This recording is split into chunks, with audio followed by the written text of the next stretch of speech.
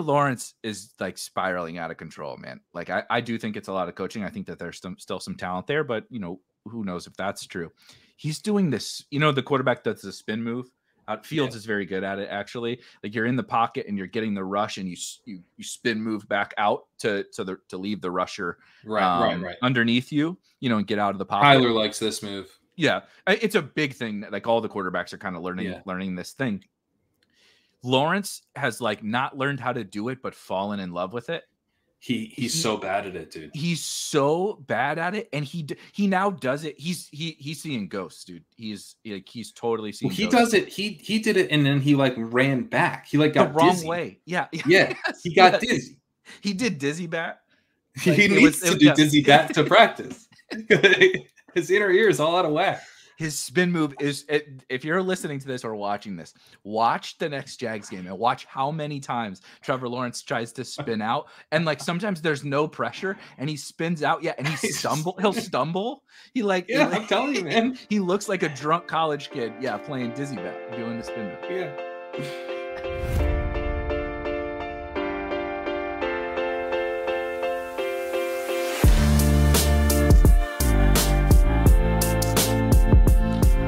All right, Pat. It's been a brief hiatus. We're 4 weeks in to the 2024 NFL season, and it's time to cope and vent and tilt and maybe celebrate, hopefully a sprinkling of celebration over the course of this episode. But we wanted to get together and kind of about on a quarterly basis, just kind of check in on our best ball teams, on the things that we spent 4 months dissecting down to the nth degree over the course of the summer, and see how we're feeling about some of that stuff. And I'm excited to get back into it. We were talking quickly before the show that I feel like I'm in the weirdest place, like mentally, advance rate wise, teams wise, than I've ever been in the 5 years of this whole best ball thing. It's like things are going well, but I'm waiting for the shoe to drop type situation. So I think some fun conversations around structure and all sorts of different things that we can have today. But how are you feeling for 4 weeks into this chaos? Not great, to be honest. It's been kind of a bummer of a season for a lot of the stuff that I liked, including this Rashee Rice ACL tear. I would say Rice was probably the biggest hit that I had this season. Maybe the best pick in fantasy, like, period. Like, even when you wrote, maybe the very end it wasn't as good in like non-time box tournaments, but even like, then it ended up being a win. Even then he was a total win. Yeah, so that's a real bummer because he was carrying the teams that were doing well for me. A lot of them were Rice teams, so it's like, that's a bit of a bummer. The elite tight end stuff has looked really weak. That was a big part of my portfolio. A lot of the running backs that I like. I mean, Jalen Warren's been hurt. He hasn't been healthy. I think he was like kind of healthy a little in week 2 and then hurt his knee in week 3. So, and then missed week 4. So that's been awful. Drake May isn't on the field yet, so it's just not an ideal start for me. But I was thinking, like, I think a couple years ago, I don't know that I was really even checking my advance rates until like week 7 or 8. I do think that probably like Pete and Leone have written a lot about like tilting less. And I do think that like checking your advance rates, when we spend the whole summer talking about how like advance rate, while important, is like the least important of kind of all the things you're trying to do. And then 4 weeks in, you're like, my advance rate. It's like, I think zooming out is probably a good thing to do right now, especially if you drafted a lot of Mark Andrews. Oh boy, you got to zoom way the fuck out. You want to zoom really far out. Zoom all the way to 2021, maybe. Yeah, right. Yeah. To the different part of the metaverse is where you need to zoom out to for your Mark Andrews teams. Keep zooming. I agree with everything you said, except last year I had the worst advance rate ever. I advanced 12% of teams across all of underdog. It was like 12 point something.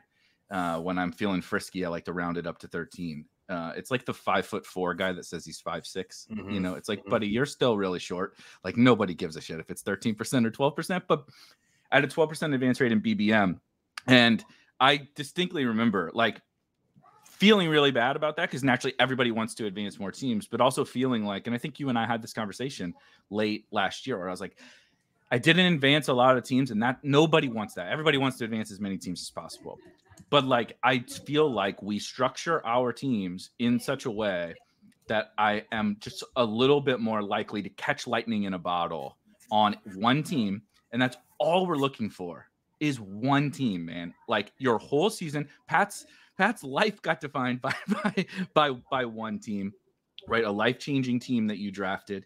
A ton of people are going to win a bunch of money in best ball this year, and they could have a 6% advance rate or a 46% advance rate, and they get the same amount of money. No matter you and Pete, when you and Pete finished 10th, was that your only team that made it? Yes, both of them. And last year, both your only. And last year, you guys what did you finish last year? 12th. 12th. Is that your only team? My only team. My only team on Underdog. I had two DK finals teams that did horribly. I finished 35th or 36th last year. It was the only team of mine that made it. I finished first, and it was the only team that made it. So I do think there's something. Now, it's chaotic in week 15 and 16. A lot of your best teams get knocked out, and so bringing more teams to the party makes a big difference. So you do. It's not. We're not. Neither one of us is saying like, oh, advance rate doesn't matter. It does, but I do think that if you're building teams that are designed to catch lightning in a bottle for a single week, which we both do, and are tilted toward the end of the season more than the beginning of the season with that in mind, and you can do other things like stacking and correlating and all of that, of course.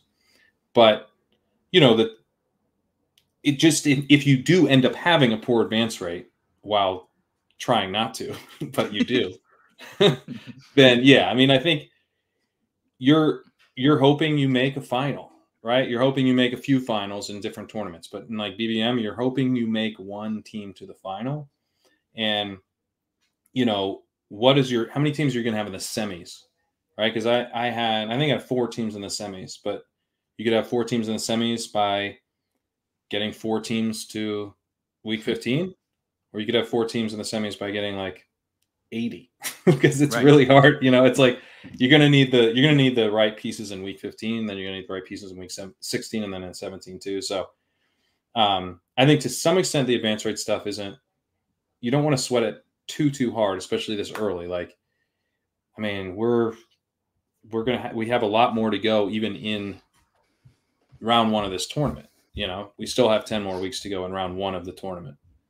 We're a little over, right? We're not a third, over a quarter of the way through the first part of this journey. Yeah, the first part, which is the least important part of a 4-leg tournament. Exactly, and so it's also the least important part, but the part that is correlated most with some of the things that we worry about at this time of year. So it's that weird, like, counterbalance type situation where, like, Rushy Rice going down, you're overweight him, gonna kill your advance rate, right? But it actually teams that you now get through without Rushy, or teams that you have without Rushy Rice that maybe were hovering in 6th just got a little more life than the other teams did, right? You're holding on to first with a Mark Andrews team. Shouts to you, like, you built an awesome team because you drafted a 5th round tight end doing absolutely jack shit. But your other teams that were without Mark Andrews are looking a lot stronger. And so there's always this push-pull. Yeah, but you probably don't want that Mark Andrews. Dude has run 16 routes over the last 2 weeks combined. What's going on? So here's my stance on all. Mark Andrews is the best test of this thesis is if you are alive. This is what I tell everybody. They're like, it's over for that guy. I'm like, yes, Mark Andrews is not going to be a 5th round pick, right? He's in Resurrection. He's probably going to go in 150s or something. Honestly, he didn't. I was kind of surprised. We just did one this morning on ADP chasing, and he went, I feel like, around 100 or something. It was a lot earlier than I thought he would go. That's ridiculous. So well, you know what, Eric? When you go in there, it's like every pick when you shine the light on all these picks, they look horrific. But like when you have to then pick somebody. Now, I probably think it was too high, but like it was. But all of these picks are awful. Like there's so many bad picks. Like it's you're not just like rummaging through the bottom of the fucking garbage can. Like they're so all it's like, once you get how beyond you the first Andrews 3 when rounds, you could have had. Well, actually, geez, I don't know. Yeah, and Mark Andrews or Cole Kmet. Like, you know, like I don't know. At least I can tell myself a story about Cole Kmet has this league win, or Cole Kmet definitely doesn't. Although he's shown more than Mark Andrews so far. But like, we can tell ourselves this story that, like, look, he's off an injury. It's a slow start to the year. We are getting a little this week in particular of the Ravens thing you and I talked a lot about over the summer, where like we need the pushback. We need the defense to not be so good. We need Derrick Henry to not take carries. Don't 80 take yards. the first touch to the house, the 87-yard touchdown. That's not ideal. It's not great. But it is funny because like Cole Kmet, he ran 11 routes week 1, and it's over. He's behind Gerald Everett, worst pick ever. You know, then week 2 he ran more routes, but still not great. What is he? Caleb doesn't look good. Yeah, and then he caught 10 receptions for 97 yards and a touchdown in week 3. And like, oh yeah, hell yeah, Cole Kmet. And then last week, I mean, he went 3 for 34, no touchdown. Back to 20 routes run. I don't know how many dropbacks they had, but that might be like not a ton of the routes. So anyway, it's like, I don't know, but like things change, especially tight end. Things are going to be pretty chaotic. The chaos, I think we slam like head for, it's kind of like doing the whole summer, you know, summer themed, right? Little pool party.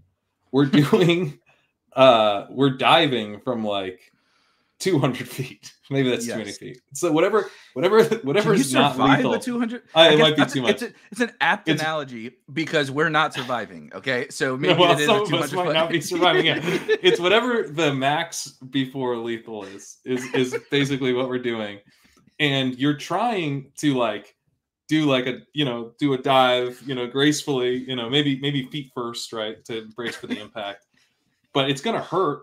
It's gonna hurt, and if you come down on your butt, it's really gonna hurt. But if you flip over and you belly flop, maybe we're not surviving. But it is the harsh reality of like because all summer you're like, oh, this guy's gonna break out, and this dude's an awesome pick, and then it's like almost everyone sucks. Yes. It's pretty hard. It's a pretty big wake up call. It really is. I think that's probably what the best of what this time is for. I think that's what I've been trying, like the tilt less thing.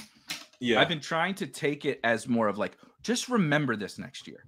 Don't sweat all this shit. Look, it's a Mark Andrews, whatever. Just pretend it's not happening. Move on. Some of these guys are dead. They are just dead. It is what it is. But like, we forget that like that happens every year, and every year at this time we have the same conversation about different players and different takes that we had, and then we get Men in Black fucking flashy thinged on December 31st, and we come back the next year and we do the same shit all over again every time, right? Well, I almost think that we have to Men in Black flashy ourselves because if we're thinking through like upside cases and who are going to be the guys who, like, I mean, Rashee Rice would be an example of this, unfortunately. Let me grieve. We're like, we're projecting the second-year breakouts. He wasn't the best prospect, but given what he showed, you can kind of tell yourself the story of like exactly what happened. Like he's going to take over more of the Kelsey role. He's going to level his game up. They're going to involve him more in the offense. He's going to be like, a consistent, very, very solid delivering very solidly week in, week out, and clearly their best wide receiver, right? But like most of the time, even if that works out, he tears his ACL in week 4. Mm-hmm. That's the way NFL football works. So like you almost have to like forget all of the like trauma from the previous season so that you can then like imagine the upside scenarios that will occur, that you will get a Kyron and a Puka, not necessarily at those prices, but the guys who come from the very beginning of the season and deliver all season. Unfortunately, that's probably Saquon Barkley for me, unfortunately, this year. But there's these guys, you see that. But look, I mean, I wasn't in on the Barkley upside case at all. But you did have to tell yourself a story. I think the story was implausible. He's going to just be like the best efficiency of his career. The whole offense is going to run through him for some reason. maybe injuries. You know, they're gonna have to like just run it all through him. He's gonna have like really long runs all the time. He's not really gonna catch that many passes, but it won't matter. Like what? Okay, I guess that could happen. It's happening. They're gonna do away with the tush It's happening push. every week. Yeah, they're he's gonna score more points despite playing with Paris Campbell and Jahan Dotson and Johnny Wilson. You know, yeah, it's like Lane Johnson missed the game, right? Oh, who cares? Saquon's gonna score another touchdown. Like, I think they'll have Kenny Gainwell in at the goal line, but he's still right. Gainwell got a goal line carry. It's not even a concern. He doesn't score naturally. I think so. I think the things that you're talking about in terms of our flashy thing, that's what they called it, right? It was just the flashy I don't know. thing, right? I can't remember. Sure that's what Will Smith calls it in the first one, like originally, like the flashy thing. I don't remember if they ever came up with another name. Somebody will correct us, I'm sure. Yeah, a Men in Black enthusiast will correct us. But I think there are other things, not like necessarily actionable or not like necessarily I'm trying to, like you said, paint a picture for all these players next year and using this as a data point to do so. But just like, so I'm just using in a conversation from earlier this morning with some folks in the Discord where just like how things are priced in certain situations and like maybe some opportunities that are exploitable that the market just has its biases, and not everything is rooted in like, you know, like I think the Mark Andrews price was good, and it just sometimes it's just how it goes, right? The guy just turns to dust. It is what it is. Right. Allen Robinson was going at the 2-3 turn his last year on the Bears, and the year before he had a fucking like 30-something% target share, and really didn't like. And nobody was like, yeah, it's for sure over for A-Rob, and it was for sure over for A-Rob in that season. So it just happens, but like Chuba Hubbard is fresh off of 2 monster games for the Carolina Panthers. Now, was it completely fluky that Bryce Young got benched and Andy Dalton is still competent to keep this offense afloat? Yeah, absolutely. But he was priced in a entirely different way than Jerome Ford was priced. And when you look at the two situations, how different was it really? Like players? It like, honestly depends how much Winston has left.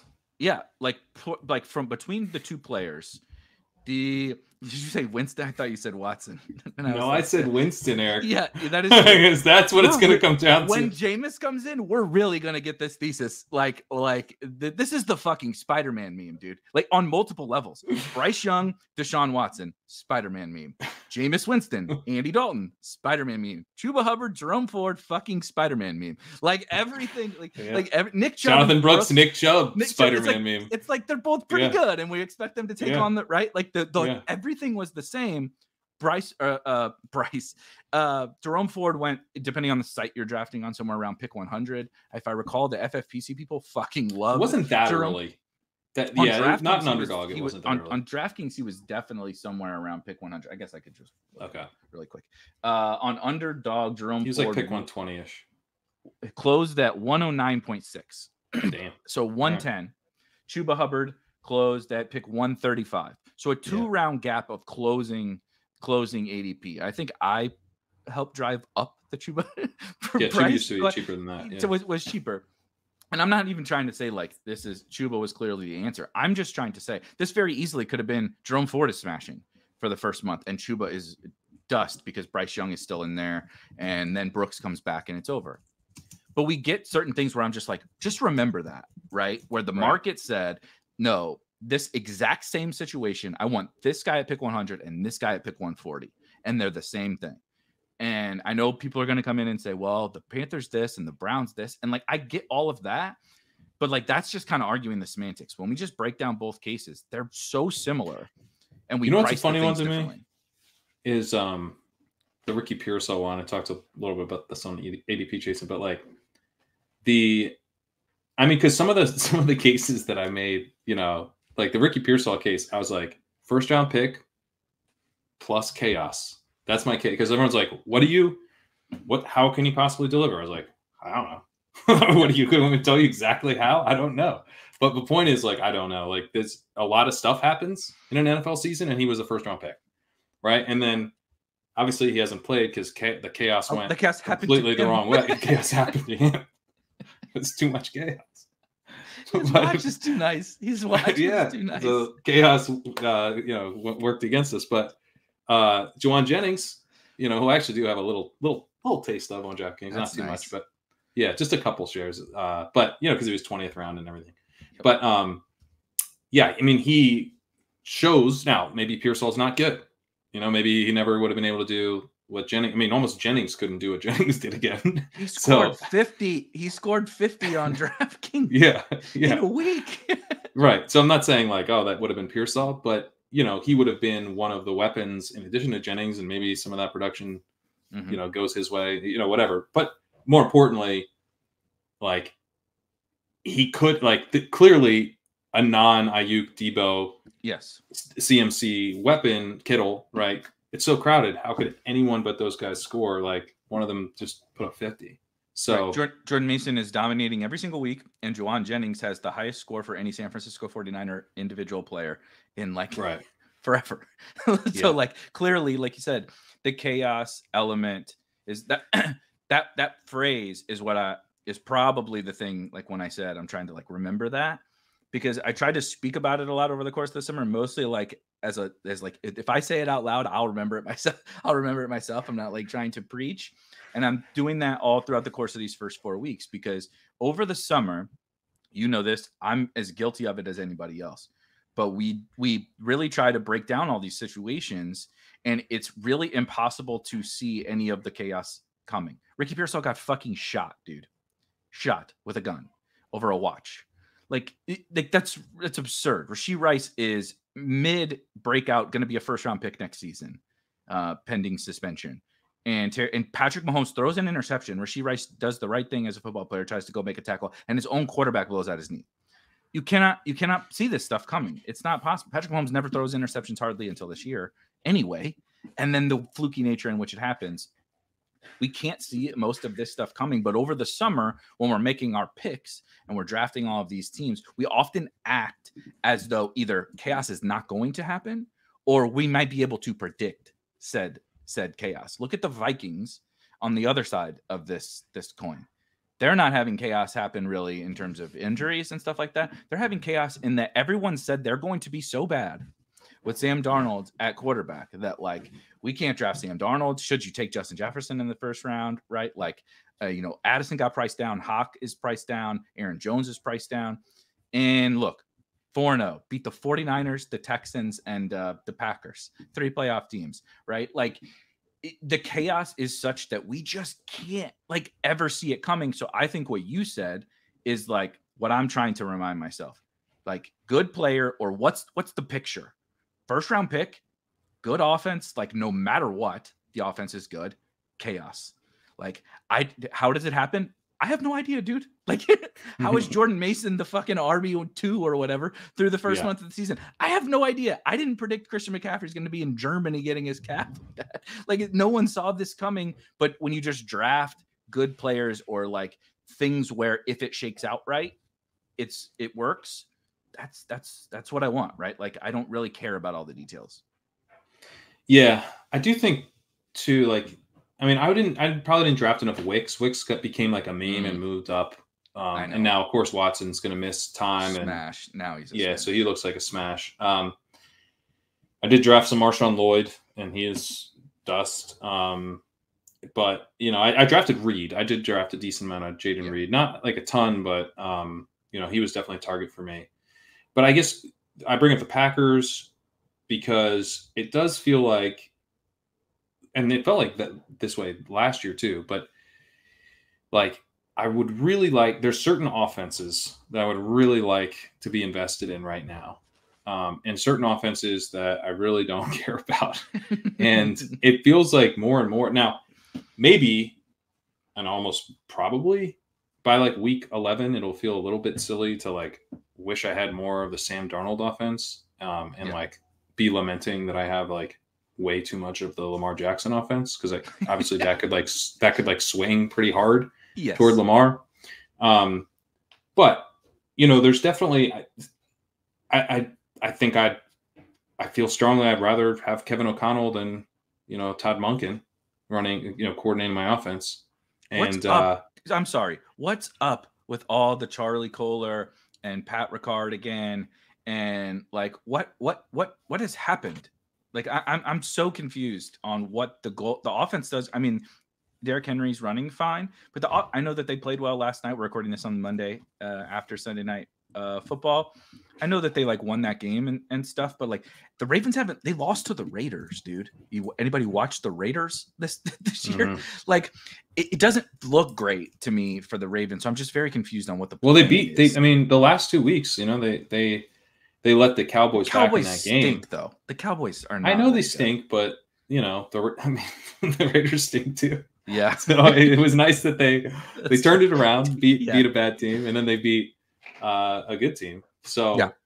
I don't know. I mean, I think and I would say they probably the last 2 weeks built the offense more around Henry. Yeah. And just like kind of establishing.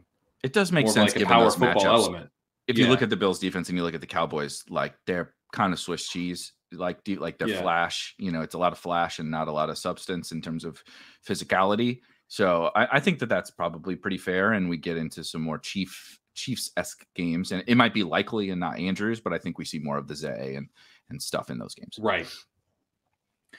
Yeah, no, I think that's right. But it's like Matt LaFleur, Kevin O'Connell, Kyle Shanahan, Sean McVay.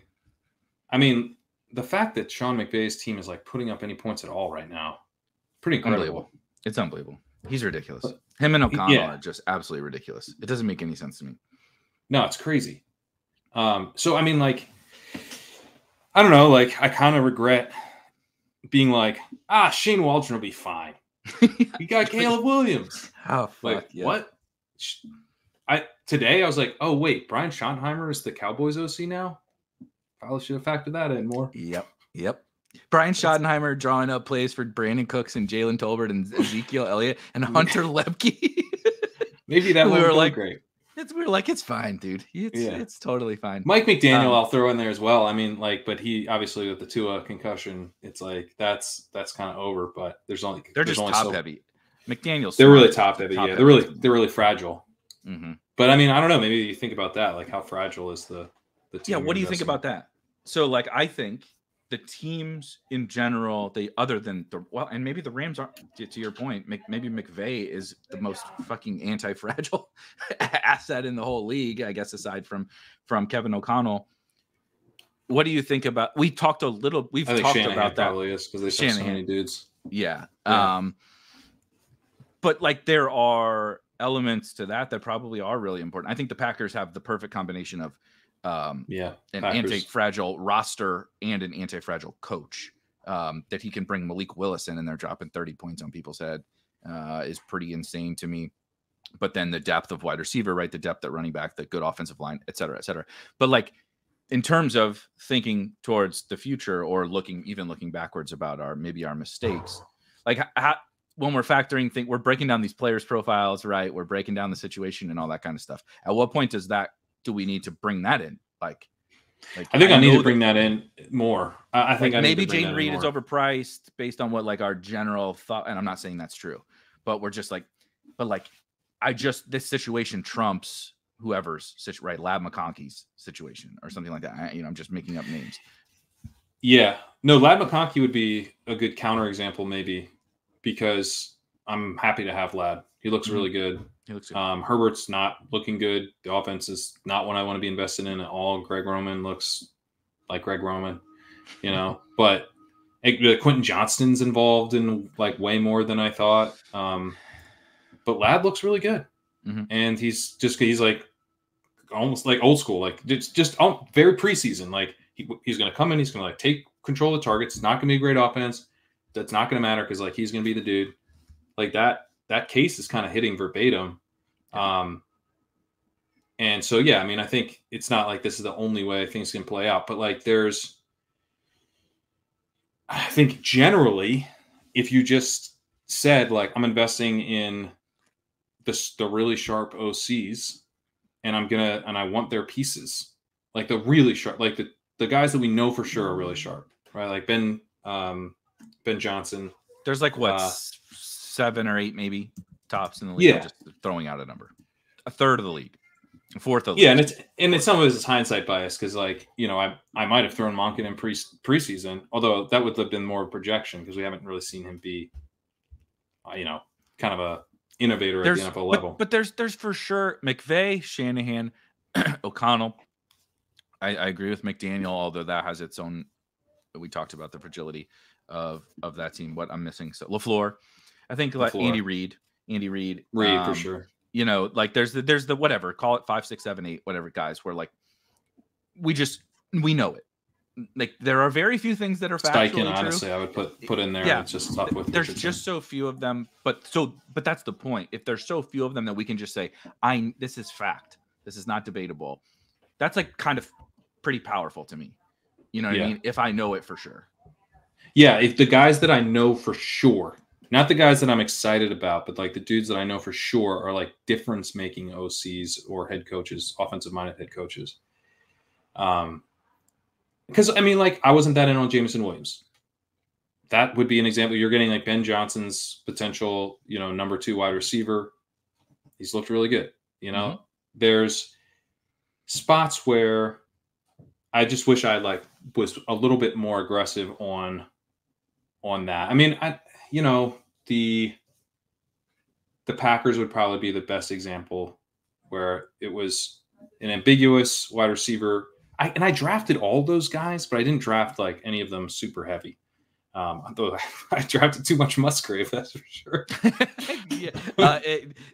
We're talking about all the receivers and everything. Kraft might be the best Packers pick on the board. I mean, I think easily is just really smashing, but like, man, Kraft looks good. He's pretty much just taken that job and run with it, and looks really impressive doing so. Right.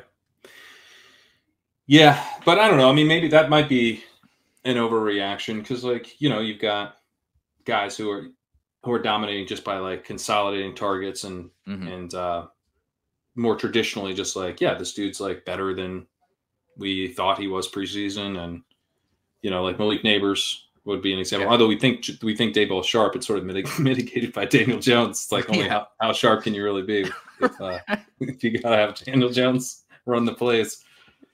Like Canales is gone from Tampa, and it's just everything continues to be fine there, right? Like I don't think we would go into and say the Tampa Bay situation was an anti-fragile. I don't think one good season of Baker Mayfield does everything. Tampa feels. I know they just had this big win, but like Tampa feels like it's kind of fake.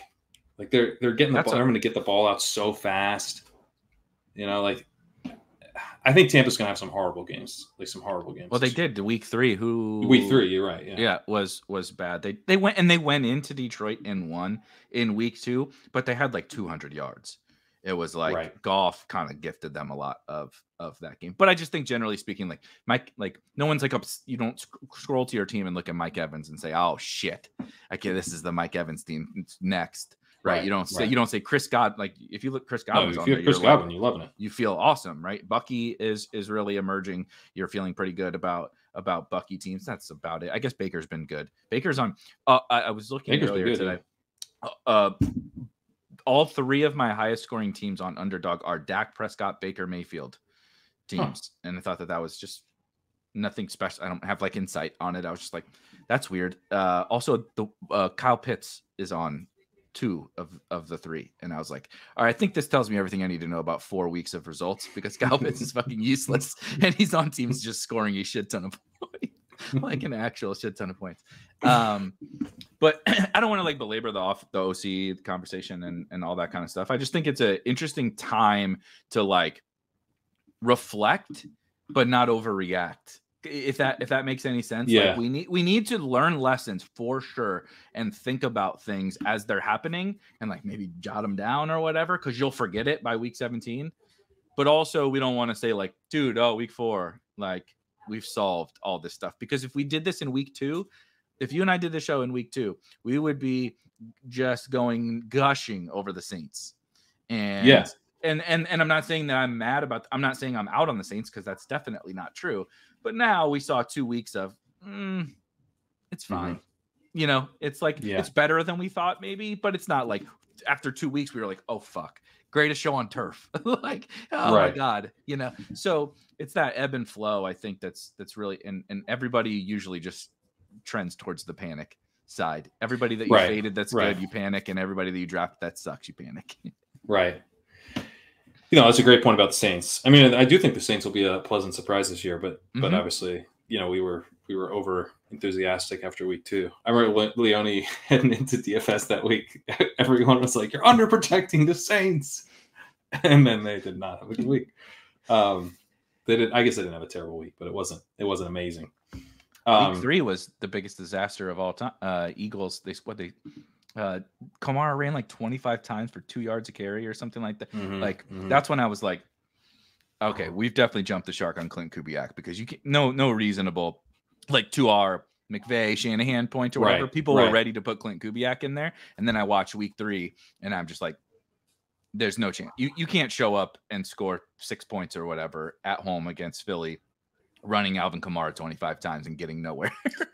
Yeah, they're really run heavy, which is the other thing. I also do like, you know, I think I'm not the best person to speak to this, but Davis had a good take cast with the Match Quarters dude.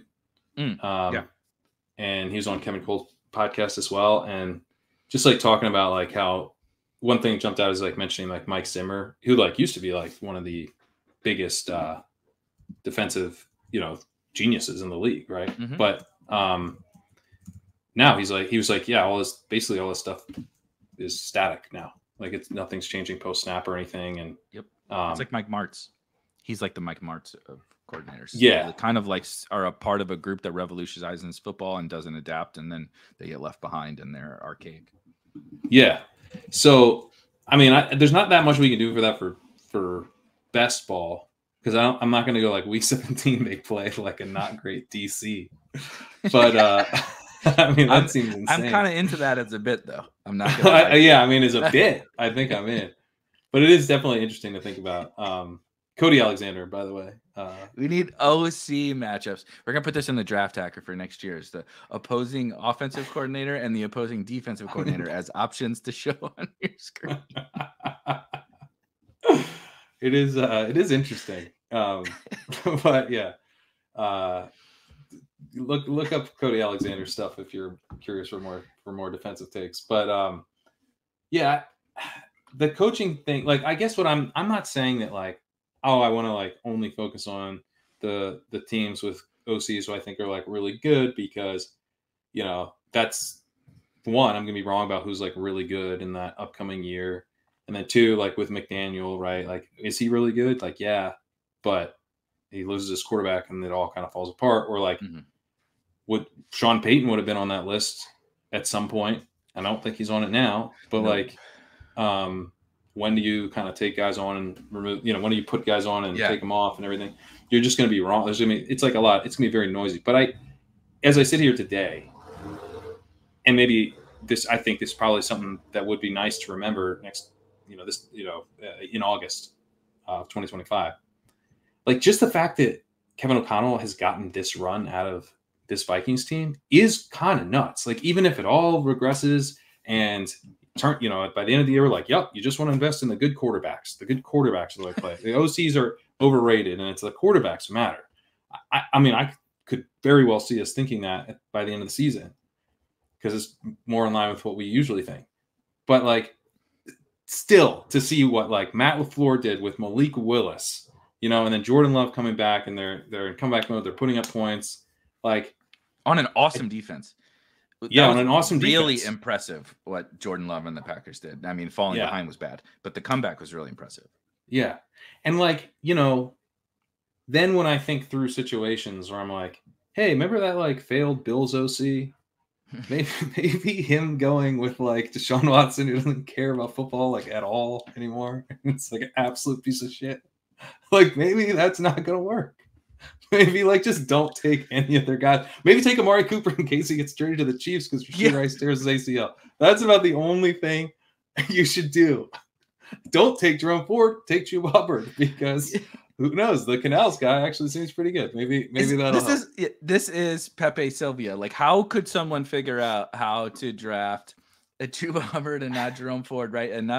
But take Amari Cooper, but not David Njoku, and take this guy or whatever. The dots that you have to do on the you got to be smoking a pack of cigs and trying to connect all these dots. These dots shouldn't.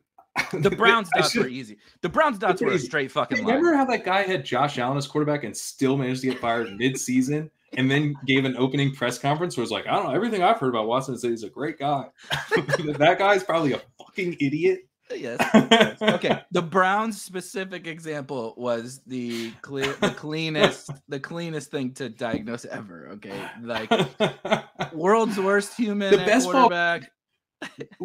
We're too open-minded. We should have been more close-minded on that one. Yeah, everybody needs to get on Twitter more and close off, because you go on Twitter, like everybody knows everything and they're closed off, right, from the whole world. It's like I know how to solve COVID. I know how to solve politics in the United States. COVID. Like everybody that's out there knows all the fucking answers, right, on Twitter to everything. They are best ball experts. It is crazy.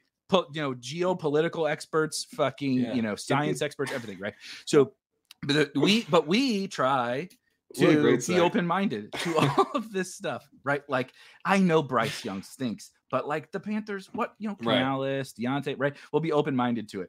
We were so open-minded that we saw the Browns, and every detail said, run for the fucking hills. Run for your life.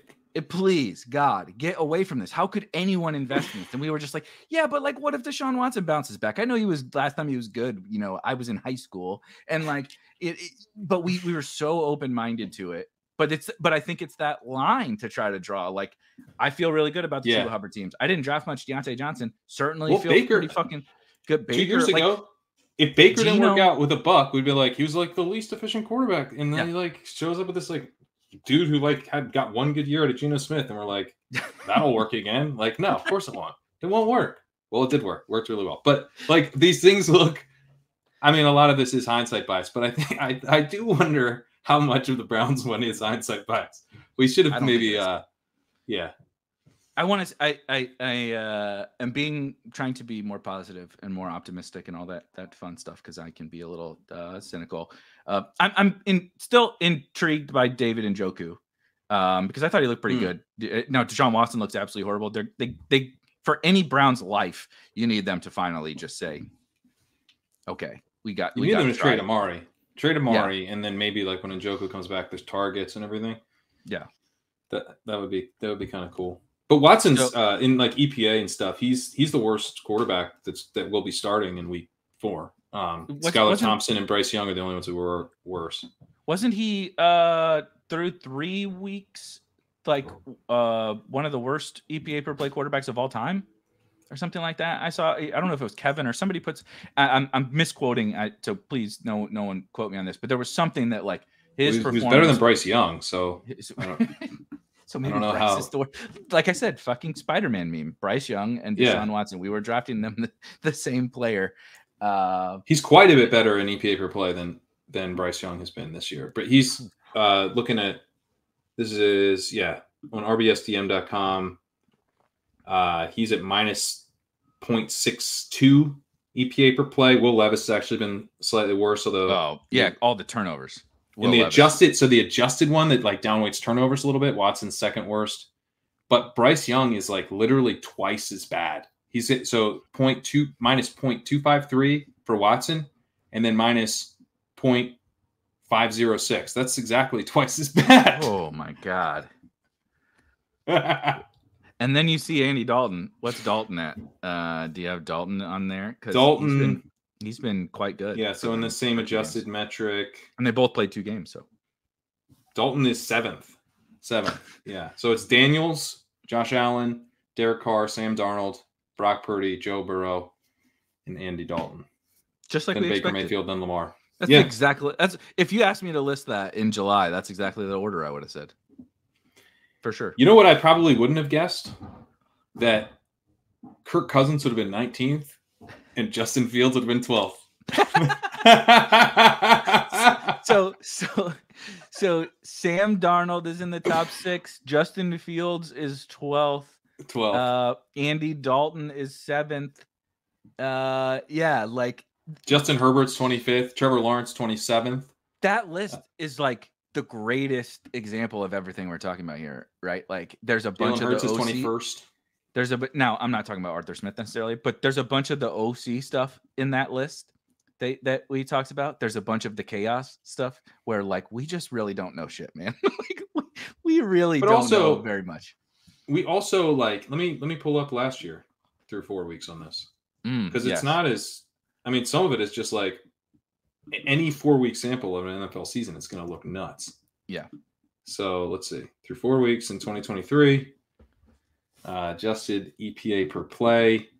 Number 1, Purdy. Number 2, this actually looks pretty normal. Number 2, Tua. Number 3, Josh Allen. Number 4, Mahomes. All right, so I guess everything. Oh wait, Russell Wilson was 5th. Yeah. So there's some weird stuff. Let's see. Anyone down here towards the bottom?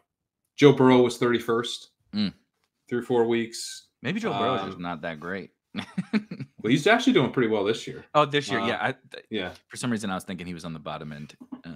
That was Lawrence and Herbert. I mean, to undermine my own point, this list actually looks like pretty reflective of how last year felt outside of Joe Burrow and Russell But you're Wilson. absolutely spot on that any 4 it's like a fun exercise, but like any 4-week sample.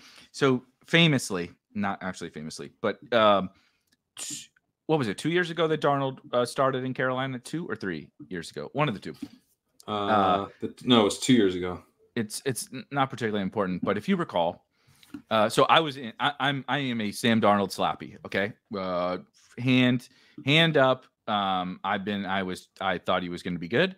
I drafted him on the Jets. I have definitely played Sam Darnold in DFS before this season. before this season, I fully admit to being continually bought in on that. Yes, 100%. I coped when he went to Carolina. I was just like, dude, look at I did the same shit I just did this year. So it only took 6 tries for me to finally be right on the Sam Darnold thing. The Carolina thing was like, dude, McCaffrey, DJ Moore, Curtis Samuel, Robbie Anderson. I'm like, are you kidding me? Like, yeah, he's going to be good, And I think they might have, I forget who they had, Hayden Hurst or, somebody at tight end. I'm like, he's going to, why is he going in the last round of fantasy drafts or whatever? And then the first month at this exact point of the season, if you and I would have talked, Sam Darnold was leading the NFL in rushing touchdowns.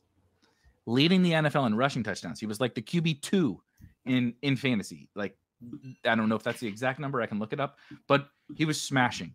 He was smashing through 4 weeks. I remember absolutely smashing. If anybody recalls, it did not go very well the rest of the season. Through 4 weeks of the 2022 season, he was quarterback 11 in EPA per play. He finished quarterback 11 in EPA per play that season. He finished oh wow. Yeah. I wish I had known that. That might have been the composite. Hang on, that I might have don't No, too late. It confirms my priors. It confirms your priors, so it's real now. I'm running with Wait, so is it 2022 that he had that season? It's got to be 2021 then. That's what it was, just the wrong season. And it was a small sample. All right, let's look through one. So 2021 weeks 1 through 4. Yeah, sorry, buddy. Weeks 1 through 4. Sam Darnold was quarterback 14 in adjusted EPA per play. If we expand it to the whole season, and let's raise the minimum. By the way, I expanded I lowered the minimum dropbacks. Do you want to take a guess who the third quarterback is? Third, this year. So you lowered the minimum. So I lowered the minimum. Somebody that hasn't played very much. Yeah. I lowered it to 40 dropbacks. It was still high. It's multi. Okay. It's a multi-game guy. A multi-game guy. Why am I blanking here? I don't know. Just tell me. Malik Willis. Oh, that makes so much sense. He was awesome. He just got probably 2 more contracts out of those 2 games. I know. I mean, certainly as a backup. Yeah. As a backup. Nobody's. Yeah. I mean, maybe a little. But having a good backup is so valuable. He should just stay in Green Bay for a few million a year or whatever. Be insulated from all the bullshit. So Darnold dropped from, I think, what did I say, quarterback 14 to quarterback 41 in the full season. Yeah. See, so so he can turn. So and Darnold specifically. Yeah, This is really. I said I wanted to be more positive, and then we came on and just shit all over my Sam Darnold and Minnesota Vikings bags. I will say, I feel again. We'll do this again in another month or something, and I could feel really foolish for saying this. I feel better because of everything you talked about with KOC. Justin Jefferson is kind of a floor elevator for quarterbacks. They have a lot of talent. When Hawkinson gets back, buddy, Jalen Naylor looks like a competent third wide receiver in an NFL offense. Addison is good. Justin Jefferson is the best wide receiver on the planet. So I feel pretty good about whoever starts at quarterback for the Minnesota Vikings. But just again, in that season that you just talked about, how crazy things can look for 4 weeks versus how we look back at it at the end of the year. And that exact same season for Sam Darnold through 4 weeks, he was the QB5, like basically neck and neck with all the superstars. Mahomes, Kyler, Hurts, Tom Brady that season, and Darnold is the top 5. He was averaging 24.4 not DK, right? So underdog scoring 24.4 fantasy points per game, fresh off of a 33.5 fantasy point performance in week 4 as the starting quarterback for the Carolina Panthers, Sam Darnold. And so you're like, everybody's like, late round quarterback, right? It's solved. Daniel Jones was the QB6 at that point. So if it was like, if you just drafted Daniel Jones and Sam Darnold, look at how awesome your teams would be doing. They're just crushing. Fast forward a little bit to the end of that season, and you would not be feeling that same way. So there's a million examples like that on both sides of the coin where guys start out slow and turn it on. And so I just think that's like the biggest thing to think about. But we can think about like how we feel about some of the things we felt heading into the season. Do you want to do a little prediction? Oh yeah. Let me share the screen. Yes. Here. So this is the list that I've been referencing, rbsdm.com, great site, check it out. So I did a 90 drop back minimum just to get, so like Jordan Love makes the cut, but like Andy Dalton doesn't. But anyway, so fairly high for 4 weeks in, but this gives us 30 quarterbacks. Okay. So what I'm thinking would be fun is that we each pick a quarterback going outside the top, that's currently outside the top 20. Okay. In EPA per play, who finishes inside, let's say, the top 12. And then we take a quarterback who's in the top 12. Top 10? Okay. Yeah. Top 10. Yeah. Outside the top 20 finishes in the top 10, and then inside the top 10 finishes outside the top 20. Yeah. Okay. Fuck. Yeah. It's that's tough. Ooh, that list is tough because Darnold sticks out like a sore thumb.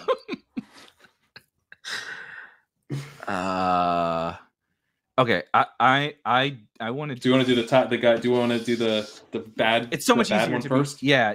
It's so much easier to. That top 10 is rough to pick a different. But I'll say Baker Mayfield.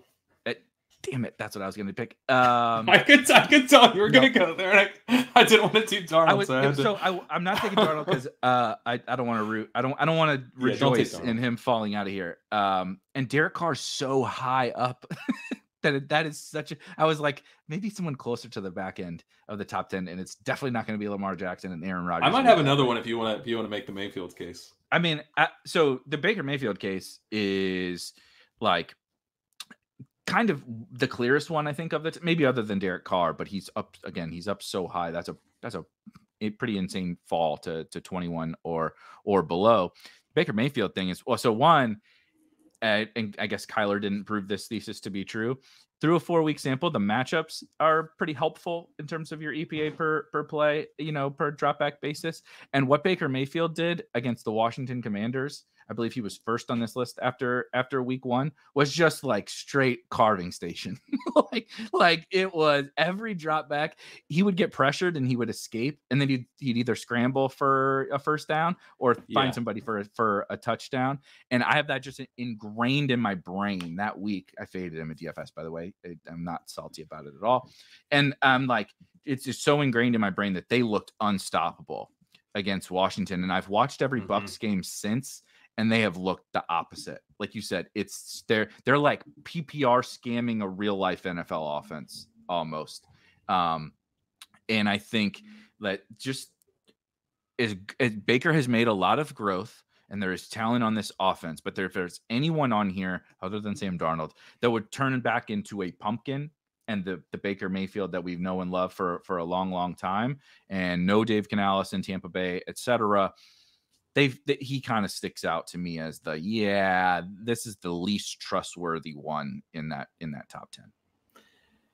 Me too. I almost am tempted to say Kyler too.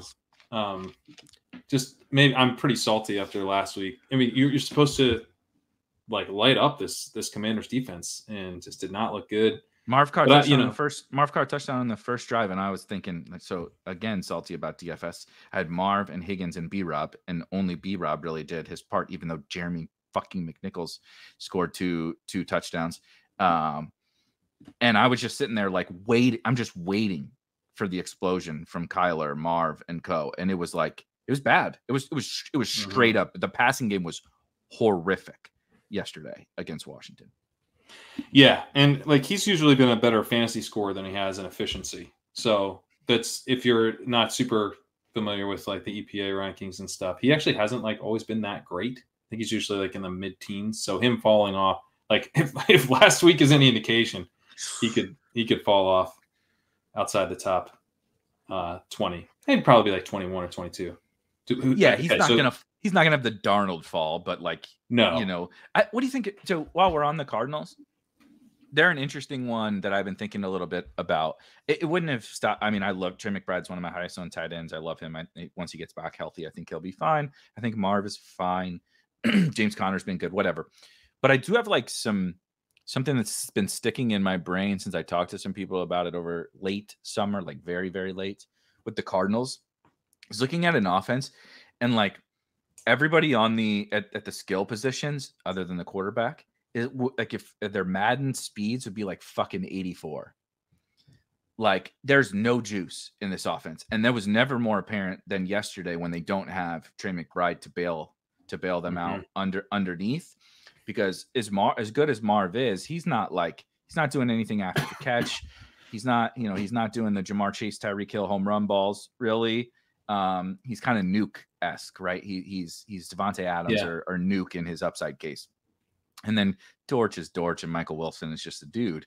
And so like when we have these offenses like them, the Rams are similar to this as well, where there's just not any juice, right? Like, so like if you fall behind, how are you going to come back? Like, or how are you going to create explosive plays when James Conner's your running back and your best wide receiver runs a 4.6? It's just like one of those weird things that's stuck in my brain. And then I'm probably really, really biased to yesterday because I was just watching, like waiting for any form of life, and there was nothing, and they looked juiceless. Yeah, no, it was really frustrating. And I mean, I think the thing with Kyler is like he doesn't really throw to the middle of the field. I mean, he throws like shallowly to the middle of the field, but he doesn't like really attack the deep middle. He had a lot of sideline throws. And so it's going to be a bit boom bust. Obviously, he can create with his legs, and he can be really, really, really fun. But yeah, it was just a really disappointing day because it's a pretty good matchup. Doesn't get much better. Yeah. If it gets better, tell me who it is than Washington, because they also score and they play fast. Yeah. So like you're getting the pace, you're getting pushback no matter what, or you're trailing. They were trailing. And anyway, not to turn it into a Cardinals thing, but it was just something I've been thinking about as well, where, I mean, when you just look at the Madden rating, this is one where, Mike McDaniel sorts by speed. The Cardinals sorted by overall and didn't look at speed, right? They don't care. They just took the top guy of the queue, and the top guy of the queue every single time in their fantasy draft happened to be really, really slow other than their quarterback. Yeah. I mean, maybe see if Harrison can throw the ball at all. He's pretty tall. Yeah, right. Kyler in the middle. I like that. Okay, so we got to pick a outside. So Daniel Jones is 20th, right? So we have to pick. So he doesn't count. He's in the top 20. Well, I wasn't going to take fucking Daniel. That's how like that's who you're going to take. I got enough invested in the Giants and Daniel Jones in best ball. I'm not making a friendly wager on him becoming a top 10 quarterback. Okay. Richardson, Minshew, for audio listeners, the outside the top 20 is Here, I'll zoom in a little disgusting. Anthony Richardson, who I'm not entirely certain when he's going to come back and play after Joe Flacco came in this week. Gardner Minshew, Justin Herbert, Jared Goff, Trevor Lawrence, Caleb Williams, Jesus, Jacoby Brissett, Bo Nix, Will Levis, and Deshaun Watson. Woof. So I'm just going to ramble about who it's not, and it's almost this entire list. It's not. Yeah, it's probably not any of them. It's not Deshaun Watson. It's not Will Levis. It's not Bo Nix. It's not Jacoby Brissett. We could paint a fun story for Caleb Williams, but I don't really want to dive into it. But number 1 overall pick with a lot of weapons. Yep. I don't think I could paint that story for Trevor Lawrence. Can you paint that story for Trevor Lawrence? I mean, so you want to talk about the coaching stuff. I mean, how about fake coaching upgrades, right? Because like we heard, because we got one of these, we got a fake coaching upgrade with the Falcons. You know, we're getting a coaching upgrade, and it's gonna be great. You guys won't believe what a big upgrade it'll be. And it's not really that big of an upgrade. It's for probably Ray McLeod. It's a great fucking upgrade for Ray McLeod. Darnell Mooney. Yeah, it's a decent, but it's not that great for London. It's not that great for Bijan. You know, it's okay. It's okay, but like they're like a functional NFL offense, I guess. You know, whereas like a lot of times last year they weren't. But like, how much of that is just them having Cousins? Yeah, we got a fake. Fake is the wrong word, but overblown. An overblown offensive. I think fake is coordinator fine. upgrade. Well, I think fake is fine. Arthur Smith is cooking. Arthur Smith is cooking with Justin Fields and 4 offensive linemen being down, and Jalen Warren is hurt, and then CPAC got hurt. Najee looks as bad as he ever has. Najee, that was disgusting. That was a fucking crime against football. What Najee Harris was doing yesterday. CPAT was balling, dude. When CPAT was their only life on offense. Justin Fields either got sacked or the ball got tipped at the line of scrimmage, and Najee Harris ran for -1 yards on every run. Well, when he needs a yard, no one gets as high up in the air when they need 1 yard as Najee Harris. Did you see him try to hurdle? They had it was like, and it was a long one. It was it 4th or 3rd? I can't remember. A long one, like closer to. It was a long one. And he tried to hurdle. He did not get far enough on the actual jump. He got high hit. up. He got jumped straight up and had to slither, you know, because he's 250 pounds or whatever. And like he's awful. Like you and I did the thing where I was like, I much prefer Jalen Warren, just like you. I'm no arguments, but I'm gonna be. And I do think this was a fine process. It led me to other good things. But Najee was the tax I paid to have better best ball teams this year, where I was like, every other year I would take 0 Najee and all Warren. And this year I opened my eyes to these worse running backs. I took Najee. Yeah, I didn't take as much as I probably should have, although I'm glad I didn't now. But I regret every share. Yeah. But I guess so. I was gonna. So this one, right. It was probably just fake. This upgrade is probably just fake. I was gonna then generalize it to, or take this and apply it to the Urban Meyer, Doug Peterson upgrade, which was an upgrade. And I honestly think the Robinson from Smith was probably an upgrade, but it's just not as big of an upgrade as maybe we were hoping it would be. We put Drake London at the 1-2 turn because of this upgrade, man. Yeah. I know Cousins is involved in that too. And I got a 4-0 main event team with Drake London, Garrett Wilson as my first 2 picks. So no one knows, no one I feel really good about that, but also I'm like, my God, can you imagine if I had if I didn't wait until the 3rd round to show up. Right. Nico Collins 3rd round. Like, just take Nico in the fucking 1st round and take some actual good wide receivers in the 2nd and 3rd. But I think. But Lawrence's offense does not look well designed at all, and I don't. And there seems to be. Remember when there were 2 OCs for the Dolphins? Oh yes. It's kind of like that, isn't it? There's the roles aren't super well defined, and who's calling plays, and they keep changing. And press are just butt buddies, right? They're like bros. They kind of divide up the offensive responsibility. I don't even know who does what. I don't think they know. Yeah, that's the problem. Pick an OC. Dude, the other thing, so I had some people watching the football games with me yesterday, and we had, of course, the Jags game on, and Trevor Lawrence is like spiraling out of control, man. Like I do think it's a lot of coaching. I think that there's still some talent there, but who knows if that's true. He's doing this, the quarterback does the spin move. Fields is very good at it, actually. Like you're in the pocket and you're getting the rush, and you spin move back out to leave the rusher right underneath you, and get out of the pocket. Tyler likes this move. Yeah, it's a big thing. Like all the quarterbacks are kind of learning this thing. Lawrence has like not learned how to do it, but fallen in love with it. He's so bad at it, dude. He's so bad at it, and he now does it. He's seeing ghosts, dude. He's totally seeing. He ghosts. does it. He did it, and then he like ran back. He like got the wrong dizzy. way. Yeah. Yes, he got dizzy. He did dizzy bat. Like, he needs to do dizzy bat to practice. His inner ear is all out of whack. His spin move is, if you're listening to this or watching this, watch the next Jags game and watch how many times Trevor Lawrence tries to spin out. And like sometimes there's no pressure and he spins out. Yeah. And he'll stumble. I'm telling you, man. He looks like a drunk college kid. Yeah. Playing dizzy bat, doing the spin move. Yeah. It's just, can you imagine showing up at the Jags practice field? Lawrence is just doing dizzy bat. Spin move. With Peterson standing next to him, counting. Peterson's doing the counting. 1, 2. Okay. And he tosses him the beer. He has to hit it.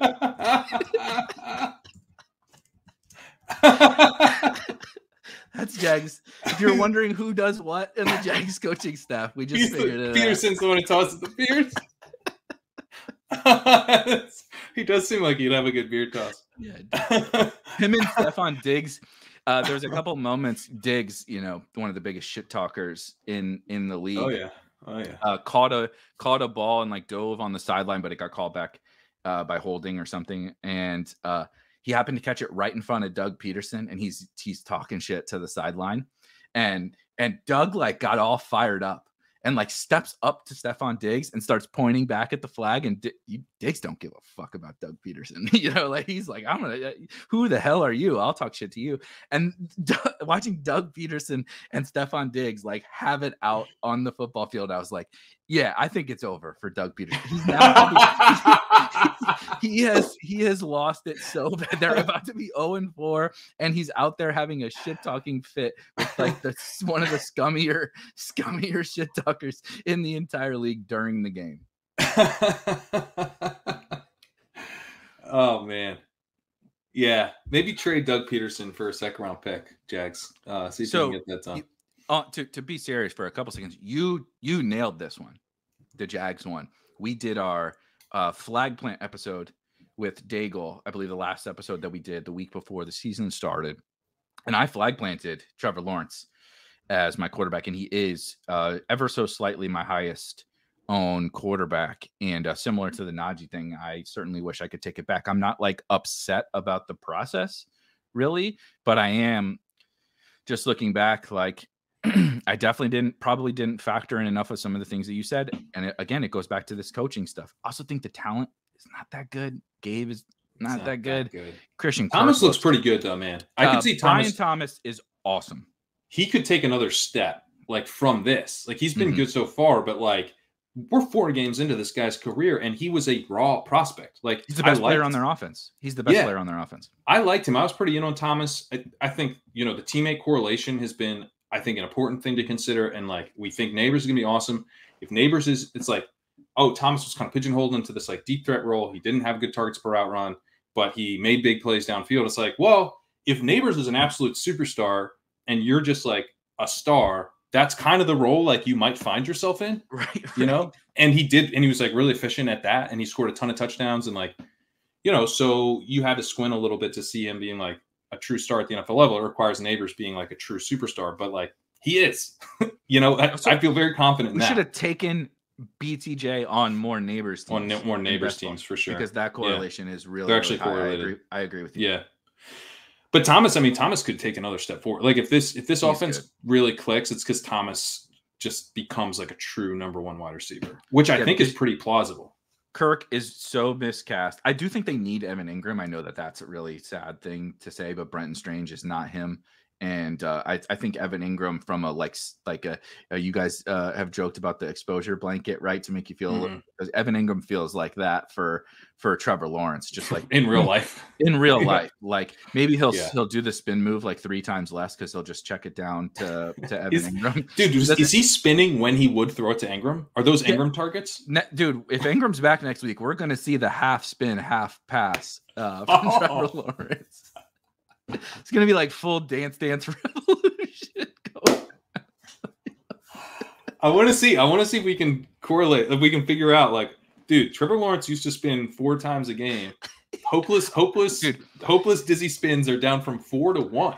Dude, it's an Ingram effect. I have a pathetic life. If you don't think I'll go back and watch that game and count the amount of spin moves, chart Trevor Lawrence spin moves. It'll only take me like 15 minutes, dude. The all 22 takes. Let's pick at let's go to Cincinnati and pick at the PFF offices until they add a new column called spins on dizzy spins. I'm gonna message Yankee and be like, "Can you, in your rotation of snap counts and stuff tweets, can you put Trevor Lawrence spin moves?" And every week it's just for every quarter it's going to be 0 0 0 0 0 Trevor Lawrence 4 0 0 0. Unless Zach Wilson plays, he liked that move. Yes, Wilson liked it too. Fields definitely does it. As well. He fumbled once on the spin move this week. But that tells you about who loves the spin moves. Generally, not Lamar's not doing the spin move. Okay, the really good guy, the 2-time MVP, not a big spin move guy. He had a moonwalk. That was pretty sweet. Yes. He's ridiculous. Lamar is absolutely insane. So, all right. So it's not Lawrence. It's not. We've decided that Lawrence in the last half hour. We figured out that Trevor Lawrence is not him in terms of moving up here. I'm gonna go Jared Goff. That's what I was gonna do. Yeah, that's a good one. So I'm cheating. Actually, I think you talked me into earlier that I kind of think Kyler might be the better pick than Baker, but we'll see. But Goff to me is really just the Lions bet. It's that offense is awesome. That offense rocks. Jameson Williams becoming a thing is like unbelievable for this offense. I think him being down in 24th so far, he had a really bad Bucs game, like really, really bad Bucs game. He basically lost them that game at home against Tampa. And I just better days are for sure ahead for Jared Goff. And I think starting tonight, I think they might just run right through Seattle tonight. And I'm not a big Jared Goff fan, but dude, Ben Johnson, that offensive line, those weapons, the dome, a pretty cozy schedule. I think he's kind of the slam dunk here. Yeah, I've been playing these stupid games way too long, but like, what a sharp move to take a guy that's only played 3 games. If you're trying to pick the biggest riser, get that smaller sample of bad play. I mean, very, very well done. Yes. I'm gonna do Caleb. Oh, Will Levis is available for you. He's only played 3 games. Yeah, I guess I could pick Will Levis, but I'm gonna go ahead and take Caleb Williams. If we're when we do ADP chasing, one of the little tricks to the game we play, which I've won twice. We've only played it twice. I've won twice. We do closing line value. One of the little tricks is that if a guy is rising, he's probably going to keep rising to some extent. And so let's look at, like, are we getting any improvement out of Caleb Williams? We actually have seen improvement out of Caleb Williams over the last 2 weeks. He's up front. So he's got 0.032 EPA per play through the last 2 weeks. And through the first 2 weeks, he was considerably worse. Let's see. Caleb Williams was at minus 2.83, which is, if you remember, like kind of where Deshaun Watson has been this season. So he basically went from like Deshaun Watson level to, somewhat respectable over the last couple weeks. So he's probably like, I forget exactly. So I think he would have slotted in like quarterback 19 over the last 2 weeks after being like worst quarterback in the league kind of level before that. So we are starting to see Caleb Williams improve a little bit. Obviously, you know, we thought a lot about him coming in as a prospect. So I still think he's live to be pretty exciting down the stretch. You know, your Caleb teams are probably, if we're coping about stuff, I think one of the more realistic things to cope about is that Caleb Williams actually does have a really good rookie year. And he just didn't have a first good, you know, his first two games with Shane Waldron as his OC weren't great, but eventually he overcame that. And Keenan Allen is back. I'm not saying that Keenan Allen is, you know, the Keenan Allen of old, but I think the upgrade from DeAndre Carter to Keenan Allen running those routes is not only big for Caleb Williams, it's big for what that means for Rome Odunze and DJ Moore on the outside. DJ Moore finally having a good game in week 3. Rome had a really nice game, or in week 4. Rome had a really nice game in week 3. I agree. I was kind of going back and forth. I thought Goff was just too much of a slam. If Goff was the slam dunk. If Goff was 19th on this list, well, then I guess there would be Hurts. Although I don't know how I feel about all that great about Jalen Hurts. But Caleb was the other guy that I was considering. It's also like we want so badly for young players it to happen immediately, or even if it's not happening immediately, we want things to be, because we want it to make sense to us. We want things to be linear, right? It's like, okay, week 1 was bad. Week 2 is a little bit better. Week 3 is a little bit better. Week 4 is a little bit better. And then it builds up and eventually he's Mahomes. And it's like, it kind of doesn't really work that way.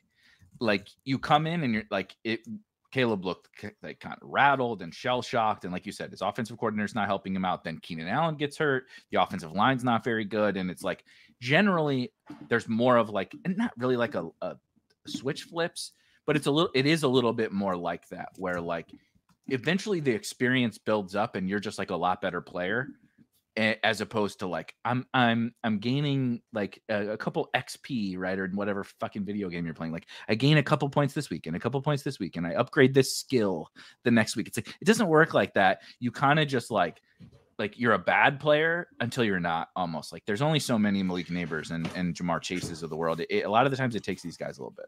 Well, because one of the things that I've noticed, and this shows up in the data, I talked about this heading into week 3, and not as like a way to define what Williams will be, but just like kind of like, this dude's really struggled. What's going on?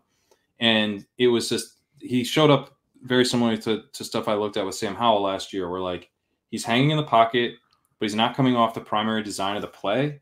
And then something bad happens, like a sack or even like a throwaway, but like he's not even targeting someone. So like just value getting sucked out of the offense for fantasy. And you know, when you watch him, I saw him do this past week, where like he's hanging in the pocket and he's reading out. It's like, it's not happening. Eyes drop and he's like looking around, and then he gets sacked. And like, that's the very kind of classic Howell thing, where like, can I do this? Can I do this? Can I do this? I can't. What else can I do? Nothing. It's too late. Too late. Play's over. Yeah.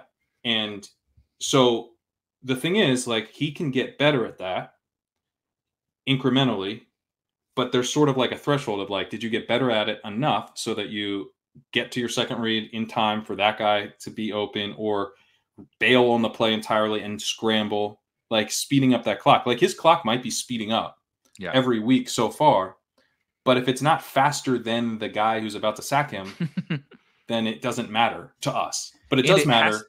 It's all these things over time. Right.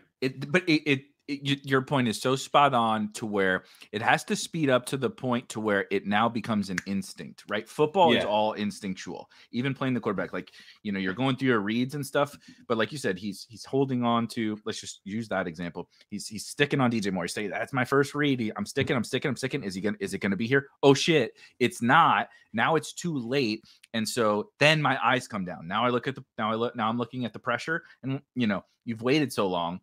You don't understand the timing aspects. And then it's like a switch. Once it becomes the instinct to come off that at the right time and find the next one, or find the check down, or get out, or get the fuck out of there, which is what he probably should do given his kind of playmaking ability.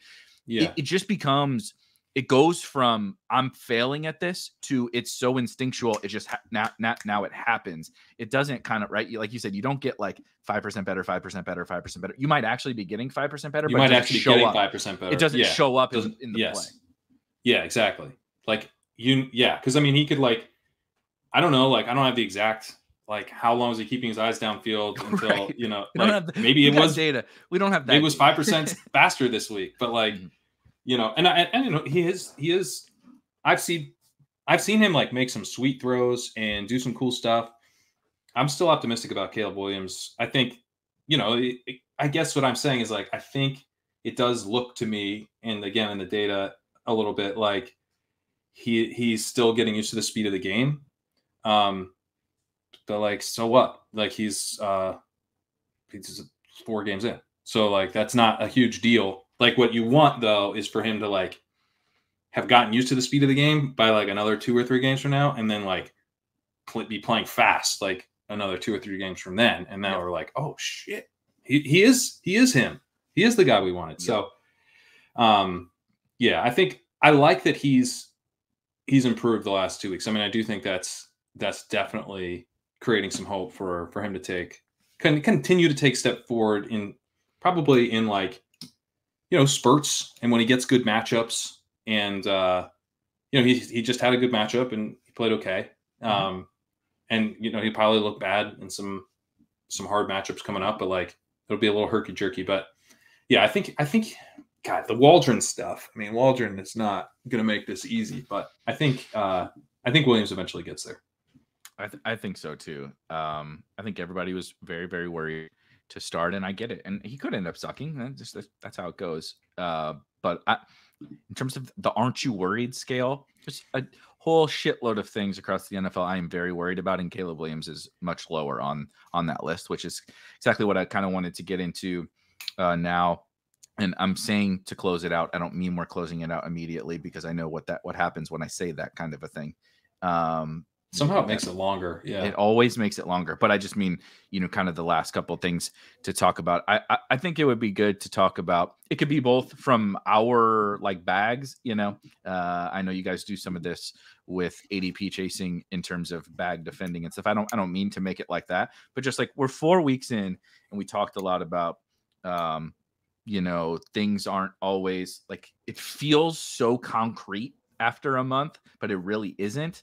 And so some things that like this player has been really bad or this situation has been really bad. You just talked about Caleb. People are probably not feeling very good about Caleb, but there's a lot of reasons for optimism. You're hopeful for that person, or things are going really well for certain players. But like maybe like, okay, let's not get out over our skis on whoever, right? Chris Godwin or whatever, right? It's looking really good, but it's, let's pump the brakes. And I can kind of kick it off because I get a lot of messages. I draft a ton of 0 running back teams. The overwhelming majority of my teams are 0 running back. The only early round running backs I made exceptions for this year were Devon Achane and Kyron Williams. I did not make exceptions for Saquon Barkley. I did not make exceptions for Derrick Henry. And a lot of people think that means that I'm like upset about those things. I guess you could say I wish I had a little bit more Saquon Barkley and Derrick Henry, but I think it's kind of like we've talked about the tax you pay. I never thought that those guys would not score points, right? Like, Saquon Barkley's a starting like workhorse running back on the fucking Philadelphia Eagles. I'm well aware DeAndre Swift scored fantasy points. I expected Saquon, but it's as much a structural bet as it is a player take bet. And specifically with Derrick Henry, I feel cozier. I haven't sweated even when he ran for an 80-yard touchdown last night. I laughed and I thought it looked cool because he's still good at football. But I never once thought like, oh man, I'm so worried now that I don't have Derrick Henry on my best ball teams. And I think that's something he looked so much slower than I feel like I'm used to him going, and looked kind of like thicker through like the belly than I feel like he used to be.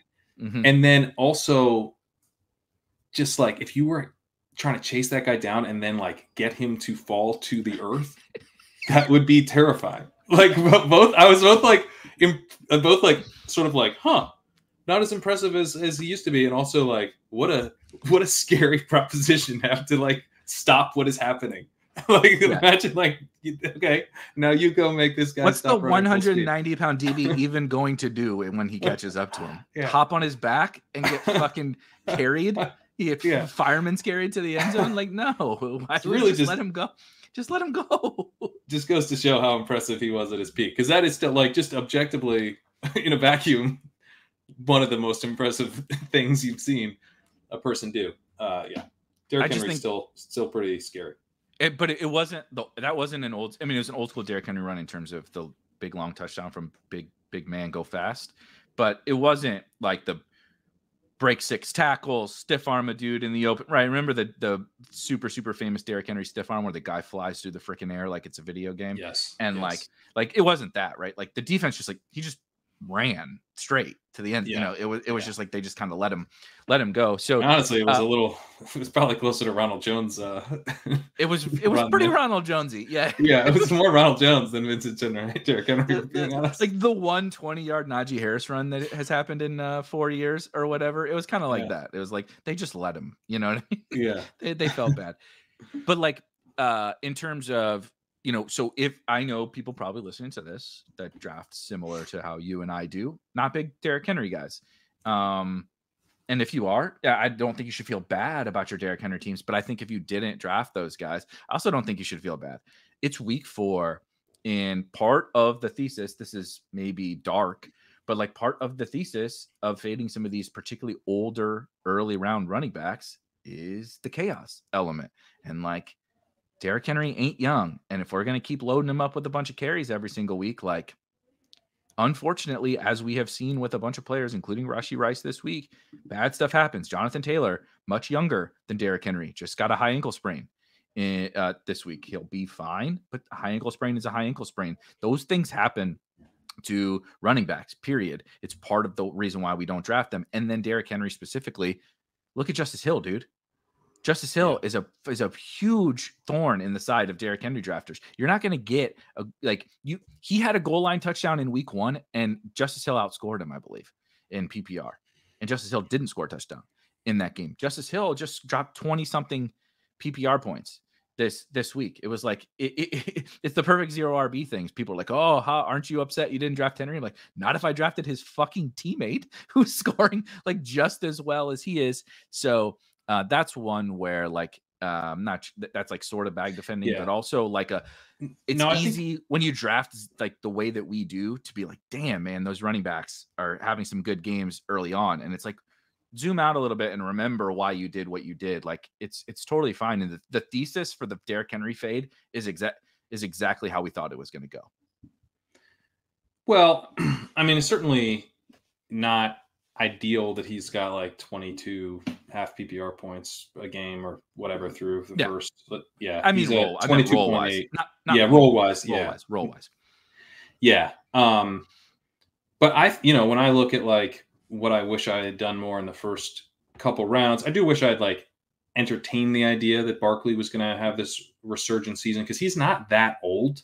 So the Barkley one scares me the most of all the stuff early on, because like Barkley, I don't think was a good bet to get back to this level of efficiency at age 27.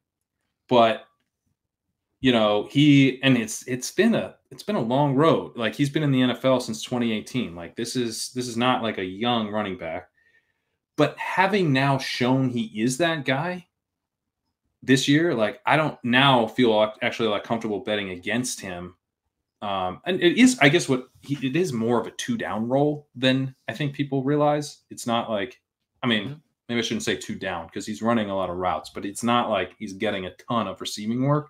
Correct. So, maybe it is somewhat closer to Henry. He's like Jordan Mason. To have a lot of volume. He's like Jordan Mason. Like you get your maybe 4 targets, right? Maybe 4 targets.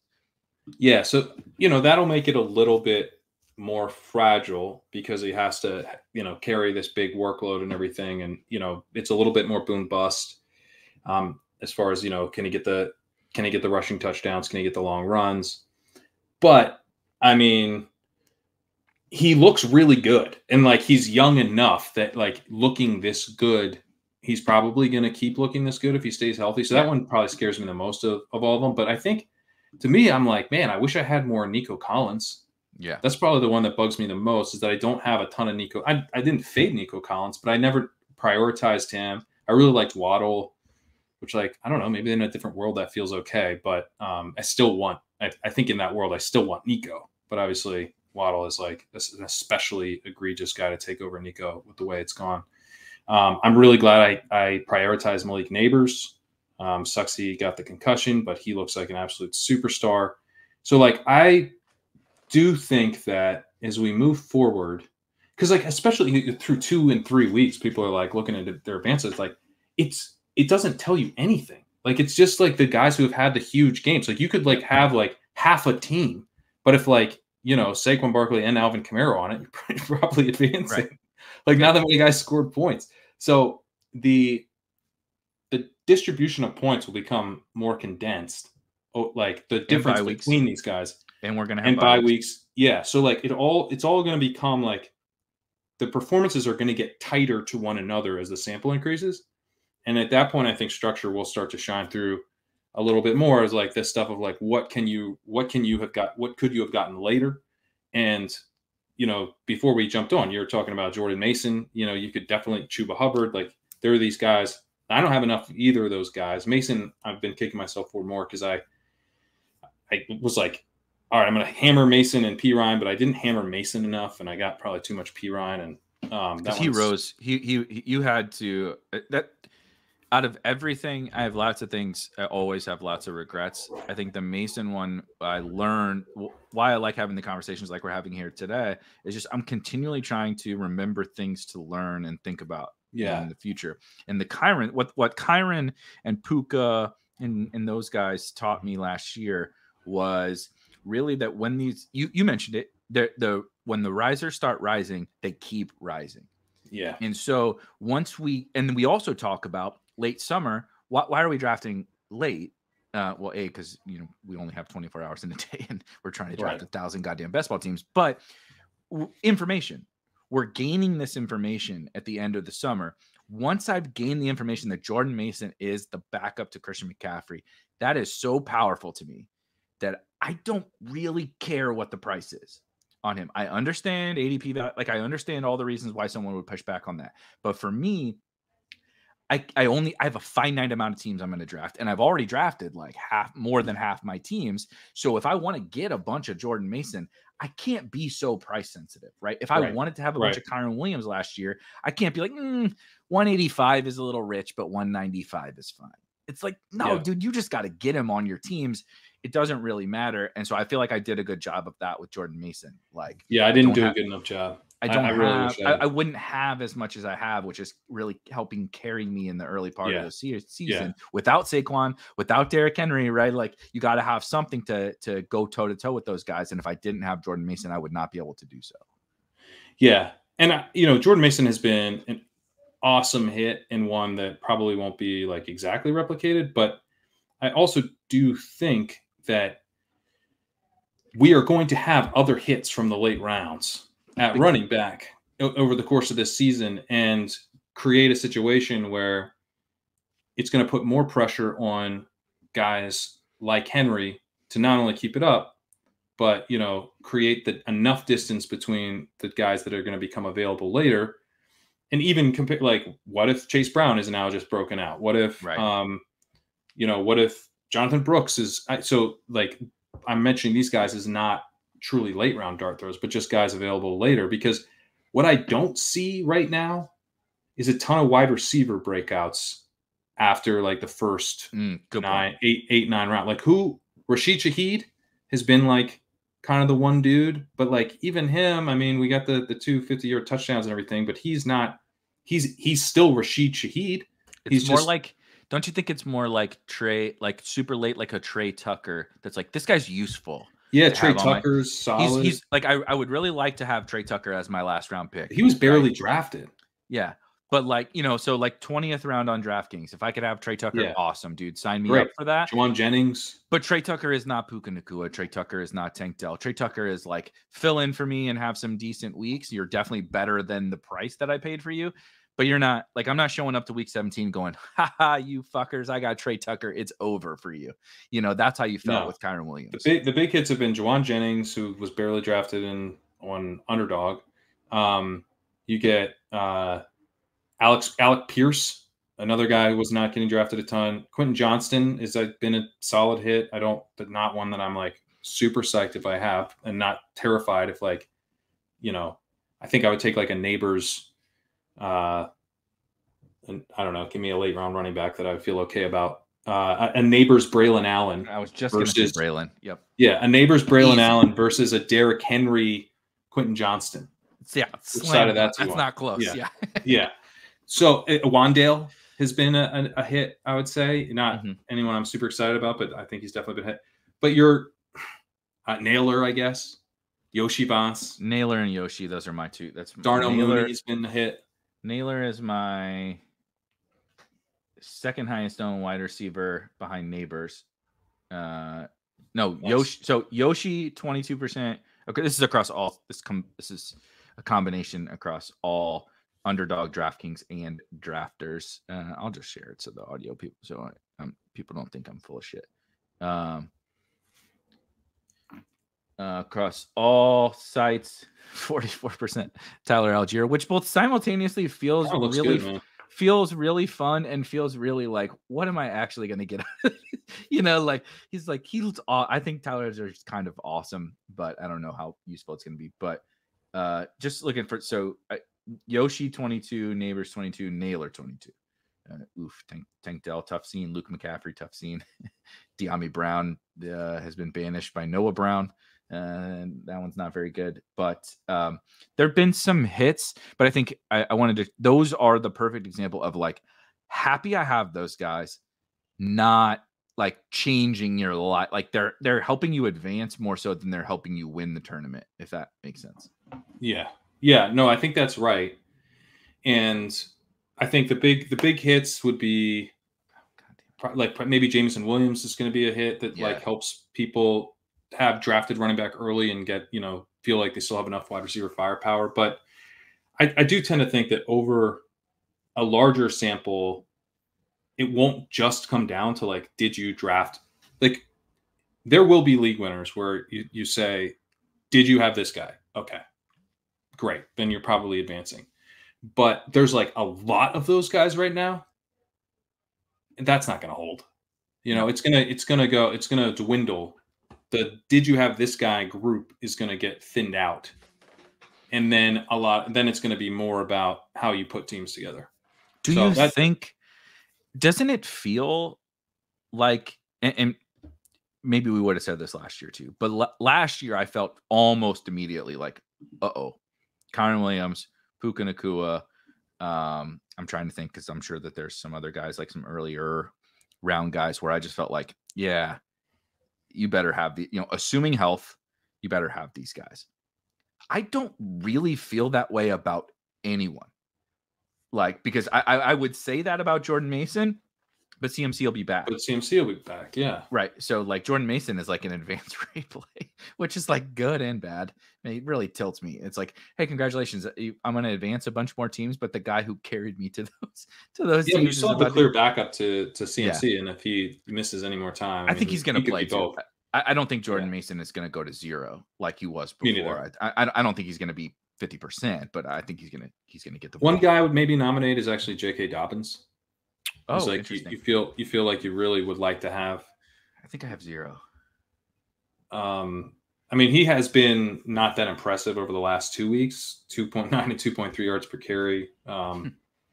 But Gus looks absolutely terrible, and they're awful. And he's already shown enough, Dobbins, that you're like, all right, this dude be good, could be good. But I think it's like a guy like, because like Chuba Hubbard's in the same thing as Mason. It's going to evaporate at some point. And same thing. I think those guys have earned. It's like if I'm selling, I'm glass half fulling it. If you have these guys, it's like they've earned, like Jonathan Brooks is not turning Chuba Hubbard to 0. That's just not how it works. Like no one plays as well as Chuba Hubbard is playing, and the team says, no, let's go ahead and just you watch this rookie the whole time. He's also coming off an ACL tear. Like it's going to be a committee. you don't want, right? If I want to win week 17, I'm not winning it with like 12 Chuba Hubbard snaps. You know what I mean? Like he can help you advance still. So like that's the thing. It's been such a peculiar start that like the smashes are like these early round running backs, the Saquons and such, that like I mean it's very possible that Saquon could be that guy, but it's also very hard for a second round, 1-2 turn / second round player to be that. Like I would want Nico Collins just as much as I would want Saquon Barkley on my best ball teams. So I think it's interesting. I don't really have an answer to the like who would I think there. I guess maybe there's another one. Our game to our quarterback EPA is like who would be your bet to be the league winner? Like we look back at the end of the year and this is the guy you had to have. The Cooper Cup of 2 years ago or whatever. I mean, I think I would have said Rashi.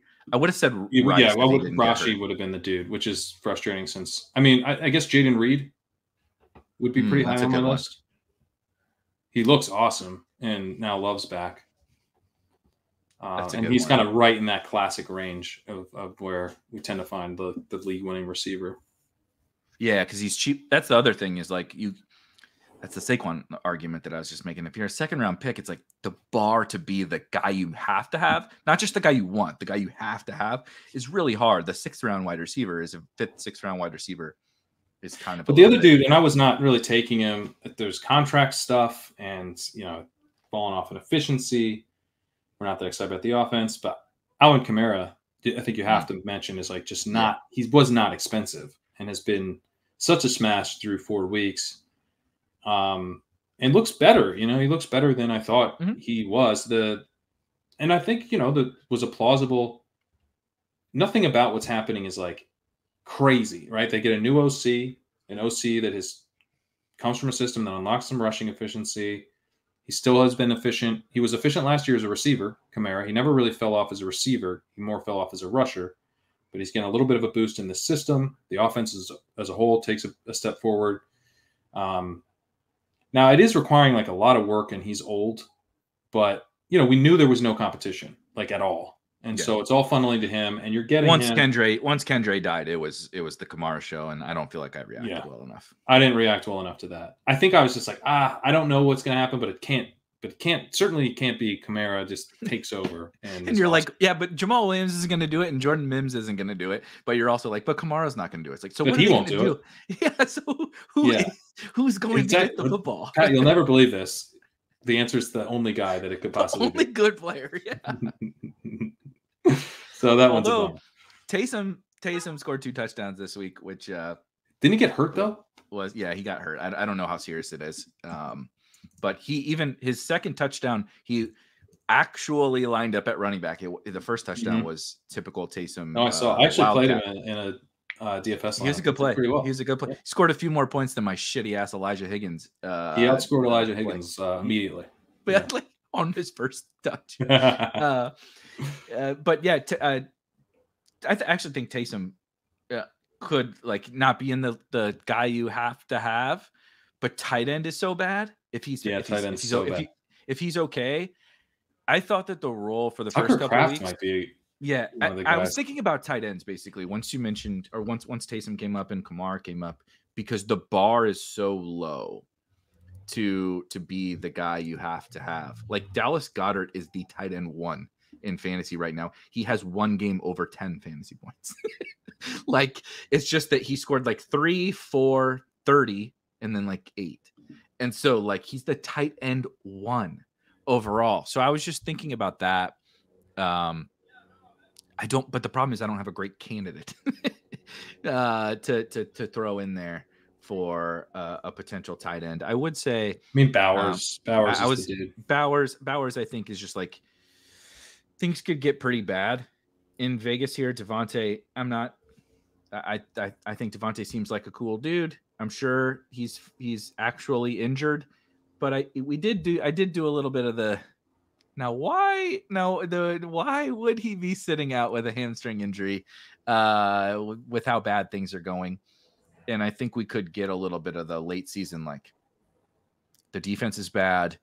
Let's just get Brock, throw it to Bowers and Trey Tucker time down the stretch for the Raiders. I would also add the guy we mentioned earlier, Brian Thomas Jr.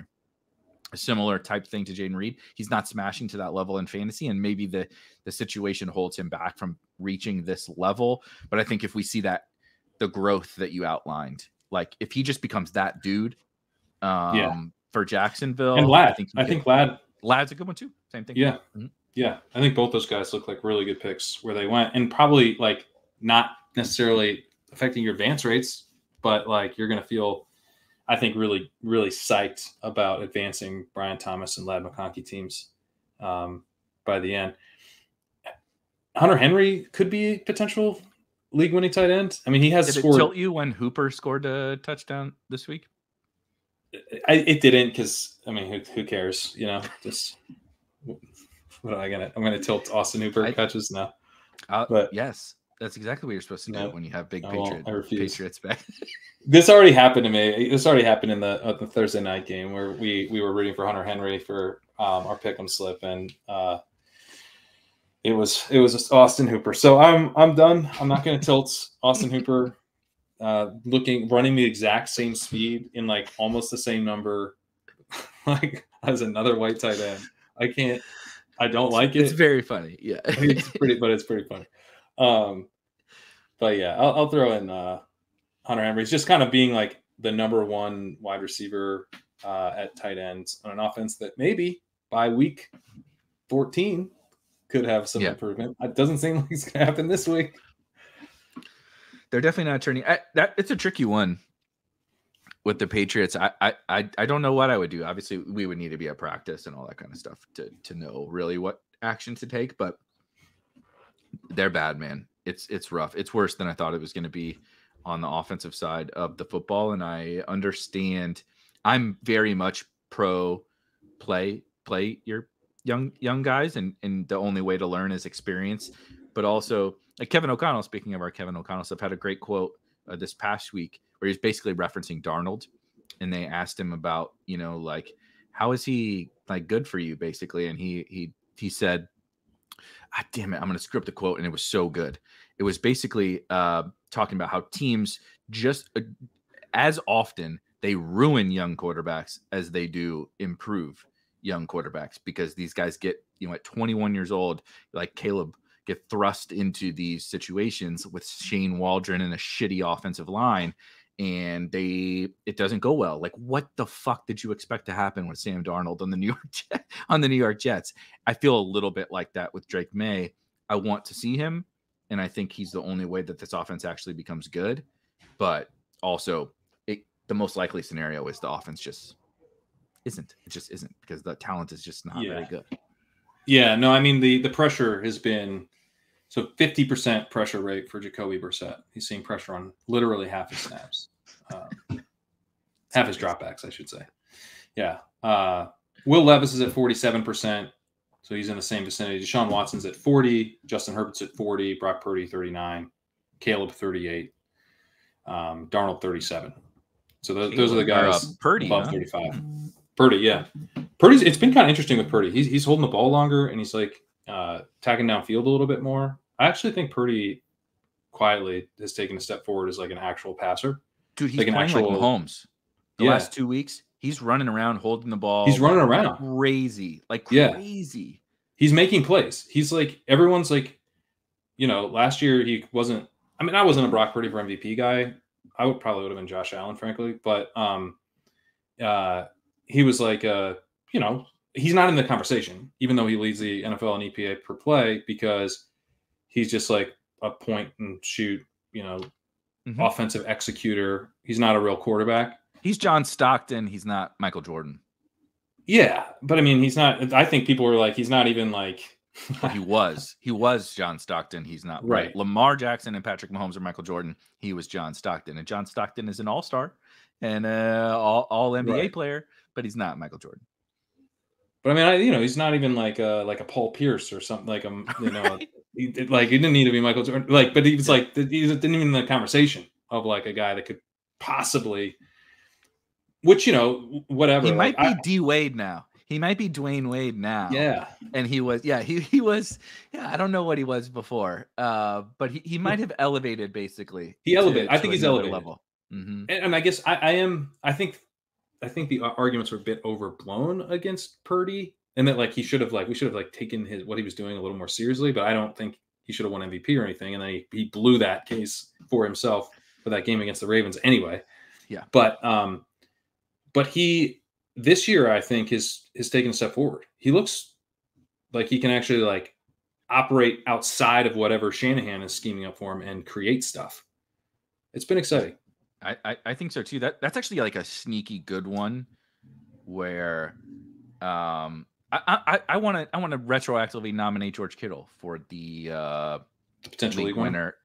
League winner. I think their defense is worse. You know what? You want to know what I would have been alerted to if we added the fucking coordinators to the draft hacker before the season. Brandon Staley is the San Francisco 49ers defensive coordinator. I had no goddamn idea. Absolutely none. And so they still have a bunch of talent right on defense, but they have some injuries piling up, and their depth is not as good as it once was, because when you start paying you pay Brandon Ayuk and all these guys a bunch of money. And that's why Purdy's scrambling a bunch more. The offensive line is not, especially Trent Williams has to come out every game because he gets dinged up. He's like the Jalen Waddle of left tackles. I kind of wonder if the 49ers, they get things back at full strength here, and we see Purdy. So if Purdy takes a leap, Christian McCaffrey is not like all the way, certainly not going to be back soon, but also they don't want to like lean on Christian McCaffrey. If we don't get some outsized volume for the pass game, because they trust Purdy is better, they trust him a little bit more, and they need him a little bit more because the defense is worse, which means like, buddy, if we're getting a bunch of George Kittle targets, did you see the touchdown he had yesterday? Jesus Christ. Like, he's still really good. Debo's still really good. Ayuk will be fine. And if Juwan Jennings is actually a good third wide receiver for this team, that pass game might be really, really sick here for the second half of the season. Yeah, that's a fun one. I mean, I think Debo could have a lot more upside. Frankly, I think Ayuk could have more upside in that case than he has. He's not dead. But yeah, Kittle is a fun way to dream on the 49ers having to pass a little bit more, and Purdy taking his game to like another level. The funny thing about Purdy is like he was so efficient last year that he probably won't be that efficient this year, even if he gets better. But for fantasy, yeah, you get more volume. Mm-hmm. Yeah. So I don't know if you have any other guys on that side that you're optimistic about. I did want to just quickly talk about maybe some of our bags, our misses, our whatever. Again, it doesn't have to be bag defense, it doesn't have to be whatever. But I know like both you and I were super high on Jaylen Warren. That was kind of one of your big flag plants. And you mentioned, injuries have been a big thing. But the Steelers have just been weird, dude. I don't even really know what to make of this. But I will say, as we talked about, the Najee being bad thesis, I mean, you cannot feel much better about that. Jaylen Warren just needs to get healthy. But CPAT also got hurt this week. High ankle sprain, I think it was, for CPAT. So I was just curious on your thoughts on, you led in with not feeling super great. But I think that there's reason for optimism around a lot of guys that maybe have made it not be so great so far. It could be great moving forward. Yeah, I mean, I think we need some patience with a few of these guys that I was pretty in on. Warren would be an example where, like, he had the hamstring. I do think that these preseason injuries, we talked about this on AP Chasing this morning, but, like, these coaches are just lying now, and we probably need to be more pessimistic on preseason injuries than we have been in the past. The McCaffrey one, obviously. Yeah. The Warren one, I don't know that Tomlin was lying about that, but, like, he was not. Tomlin's honestly been pretty honest about that one, but he, played, was clearly not 100%, but then people freaked out. Like, people would have been way less freaked out if he just missed the game. But because he played and he didn't play much, people were like, oh my God, he's dead. I'm like, well, I mean, remember how he almost didn't play? Like, maybe he's not dead. Maybe they are easing him in. But then, obviously, he had the knee injury pop up in week 3, so he's pulled from that game, which also caused people to freak out because he didn't miss that game but didn't play much. So it's like, okay, wait, is he dead again now? When can I freak out that he's dead? And then we could freak out last Monday that he was dead because he was getting an MRI on his knee, which is, obviously never fun. But that comes back clean. He misses the game. I don't know. Like, we need him to be healthy. My preference would be that Warren misses like the next 2 games. If someone said it's going to take 3 games, great. Sign me up. He misses the next 3 games. Comes back and looks like Warren again. And, actually can make a difference in the running game. I think the opportunity is here. Like, everything about the thesis kind of is broken his way, except for him being healthy. Yeah. And he hasn't looked good when he's been out there, but he hasn't been healthy. So I am optimistic that maybe we could get something from him, but that one is always tough when you're talking about a guy who's hurt. Like, what's he going to look like this year? So that one scares me still because he's not healthy. Devon Achane, I think, could be one where we're like, no one's real psyched to have Achane now, but like, but only because of what Saquon's doing, right? But only because of if Saquon wasn't going to, like, is it only the Tua thing that people aren't excited? Like, everything we wanted from Achane is happening, right? So like, it's got to be the Tua plus. It's Saquon. the Tua, and he's not taking full advantage of it. He's getting a lot of work, but like, he hasn't. I mean, efficiency's not very good. Yeah. Efficiency's been terrible. He's still PPR 17, or this is half PPR 17.6 points per game, but like, you have this offense that, like, God, who knows what it's going to look like for the rest of the year. Like, are we ever going to get Tua back? Hey, Tyler Huntley saved the Ravens once upon a day, so maybe that's true. He'll save them. That's true. So yeah, I mean, but it hasn't. You're not like, oh man, let me check to see which teams I have Achane on right now. And I think you could be checking which teams you have Achane on at in another 4 or 5 weeks. Mm-hmm. You'd be like, oh, Achane's the answer. Achane's the dude. I still think that's pretty live, and that was a pretty big stand for me. That looks pretty bad. Some of the other stands that I've taken, I'm not as optimistic on. The Drake May stuff's still very up in the air. I think that Kraft will save me there because I don't know how much more he can put up with this. Yeah, like he's like an old man. Like he insisted they draft Drake May. That's true. Like, seriously, he was like, I'm not. You're telling me I have to wait until this offensive line gets rebuilt before I can draft another quarterback? He's going to pull a Kyle Shanahan. I don't know if I'm going to be alive in a year. Yeah. And like, it's actually true for it's real for him. It's very real. He's not going to just watch. He's like, I have, like, how many years does he have left on the planet? And at what % of those remaining years are now Jacoby Brissett games? He's got to think through this. Right, he only had so many days. He only had he's counting it. He's reached the point he's counting the rest of his life in days. Yeah. And he's like, how many of those fucking days is Jacoby Brissett starting? How many of these are Jacoby Brissett Sundays? I don't have that many Sundays. Like, imagine being that rich and your whole life is miserable because all you're thinking about is every Sunday I got to go watch this shit ass team with Jacoby Brissett. At least if they're going to be shit, give me the young kid. Yeah, that's exactly what he's thinking. Yeah, so I think I might get saved there. Obviously, the coaches are thinking, how many Sundays do I have coaching the Patriots? And what keeps me coaching the Patriots? And it's probably making sure I can always say I have Drake May and he's gonna be an improvement. It's the day I show him and he's not an improvement is like probably limiting my Sundays coaching the Patriots by a lot. So they're acting in their self-interest by hiding him and, behind, they don't want to throw him out behind the line and everything as if it's this long-term thing. It's not a long-term thing. They just don't want to get fired because the number 3 overall pick looks absolutely terrible in their offense. And that's a very easy way to get fired. So, but I think Kraft comes over the top here in the next like 2 to 4 weeks and says, I am not wasting another Sunday of my life not watching Drake May. So that one we'll see. But I just started watching the Vince McMahon, Mr. McMahon on Netflix, and there seems to be a lot of parallels here. I won't get into any impropriety parallels between the two of them, but the nature in which they both act in their own self-interest and use their power feels like this is inevitable. This is very inevitable with Drake May.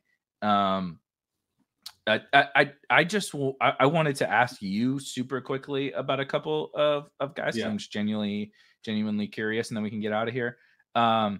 We talked about Nico being absolutely incredible, and I'm not going to try to belabor him. He is a fucking superstar. First round pick next year. We'll talk about that at a later date. But how are you thinking about Tank Dell? Because I was pretty bullish on Tank, and maybe CJ Stroud as well, because Stroud has really not been. We anointed him like, oh, he's a sneaky MVP candidate and all this kind of stuff, and it hasn't really popped for him.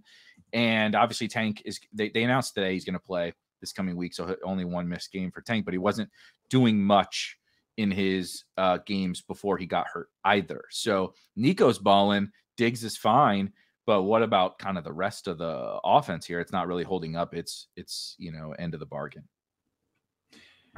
So one thing, actually, this is a good reminder, because for the walkthrough this week, I want to dig in on this for the Texans. But I watched a ton of that game.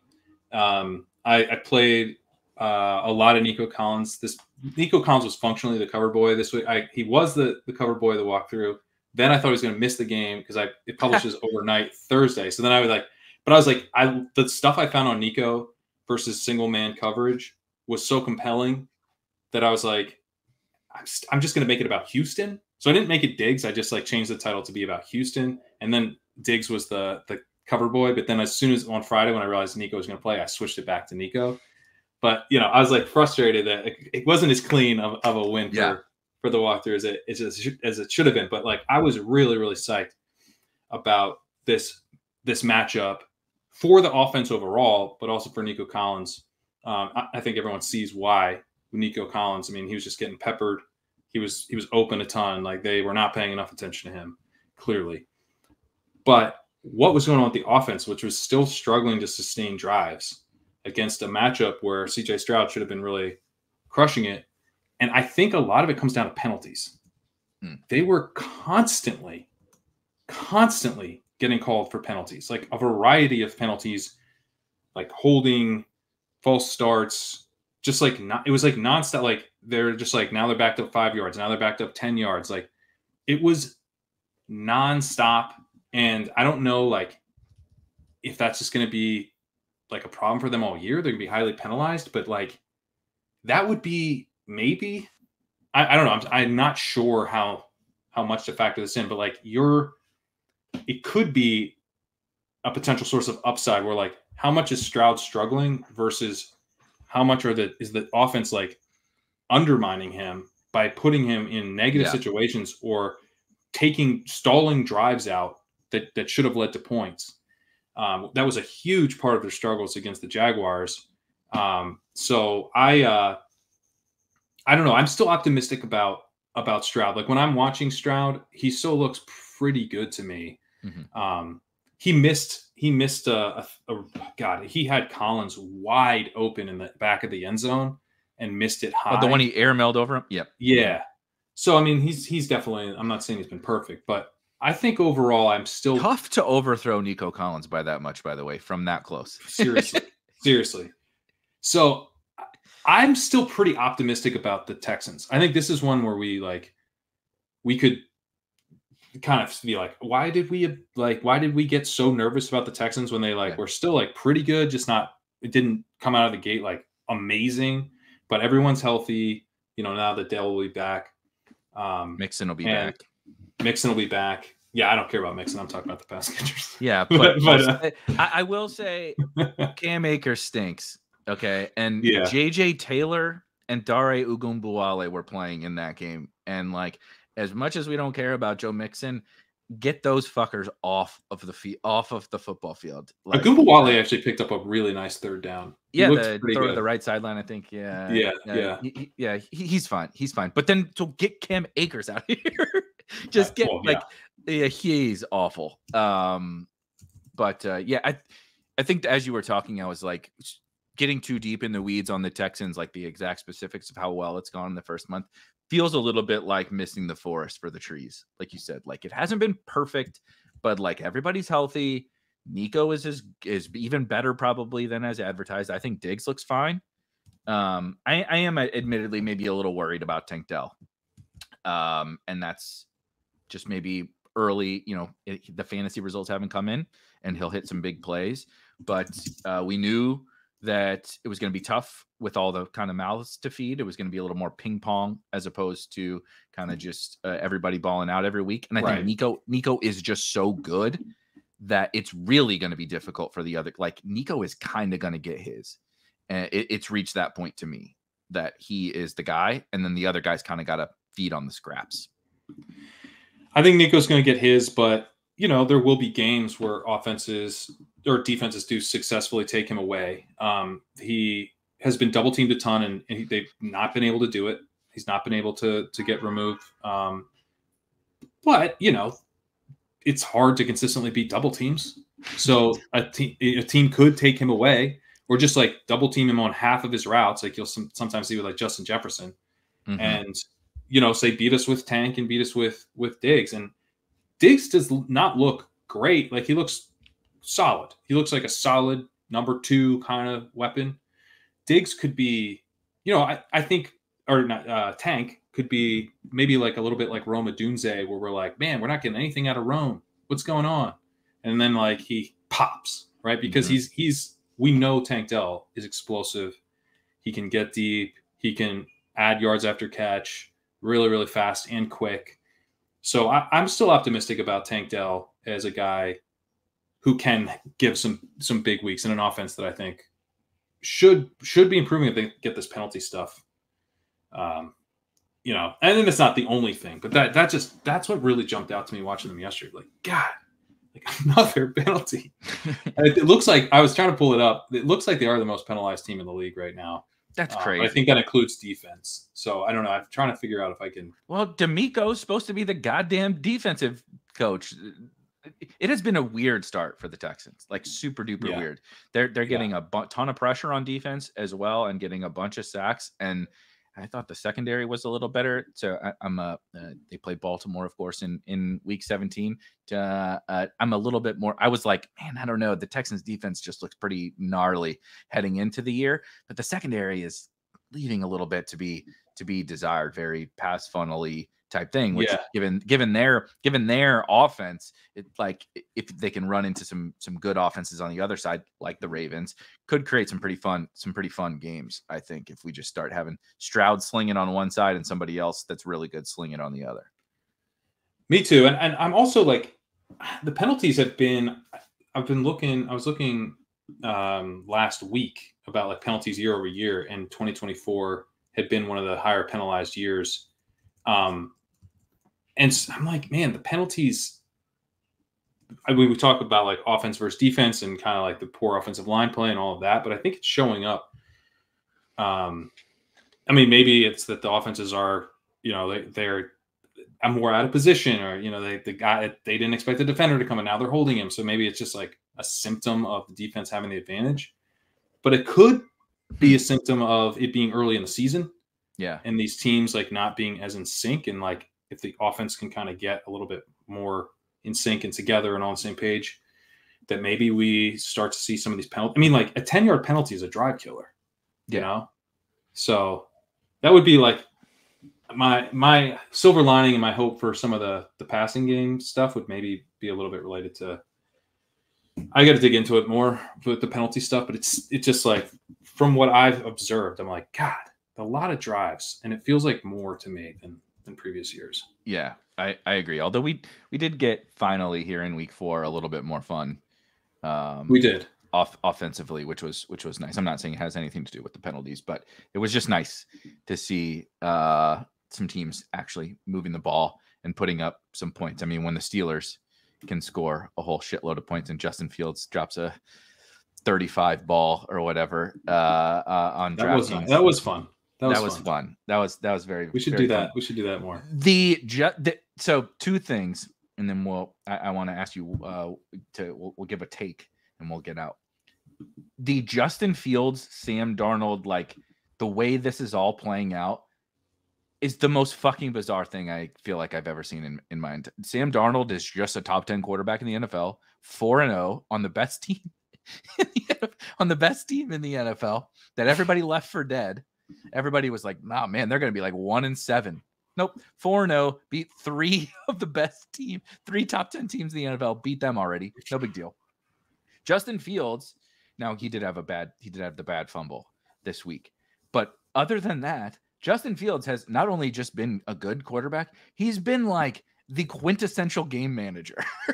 Like not making mistakes, accurate, running when he needs to run. Like it was not on my bingo card, not on any fucking bingo card was this outcome specifically for those two guys. So it's like, maybe it is the 4-week variance, right? We'll look back when we talk in a month and be like, ha, you dummies, you thought Justin Fields would play like this for longer, and he turned back into Justin Fields. But it is just kind of funny how these things can play out in such like chaotic ways when it wasn't like injury chaos or coordinator chaos or whatever. Sometimes we just, Justin Fields is older and Sam Darnold's older, and they're not exactly what we thought that they were. It's just funny how that happens.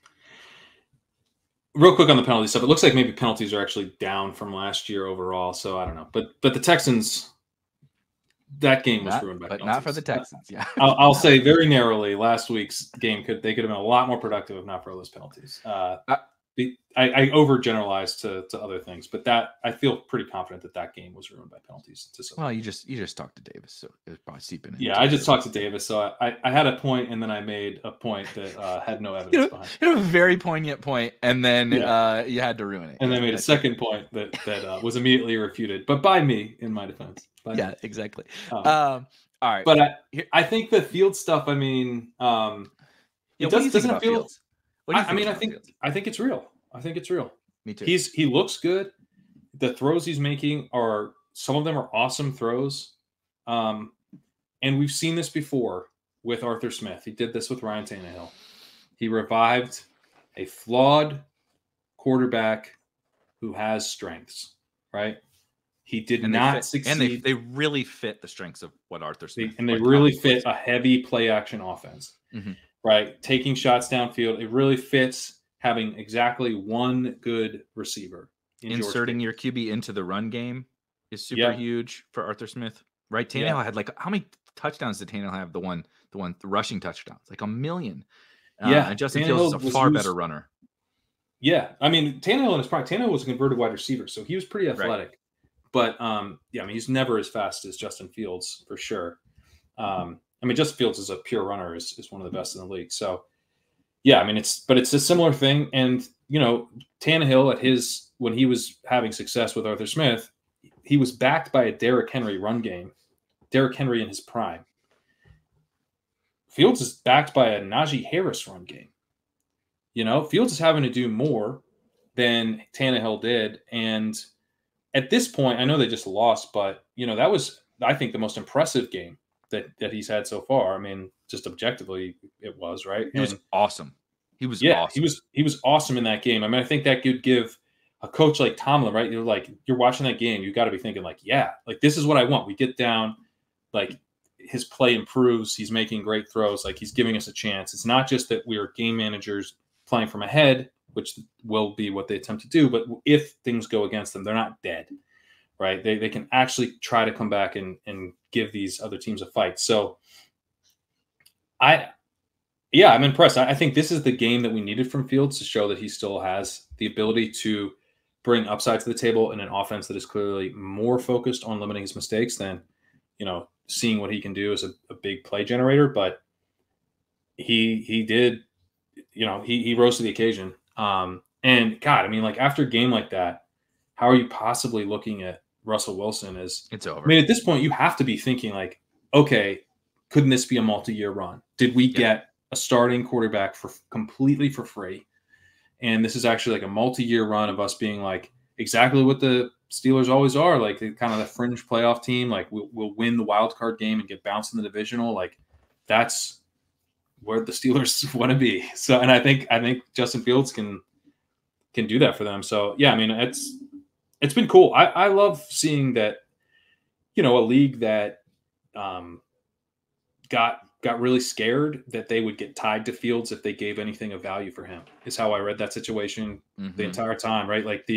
It's not that Fields was not worth more than what the Steelers paid. It's that if anything of value was given for Fields, You were tied to him as your quarterback. You were potentially getting fired if it didn't work.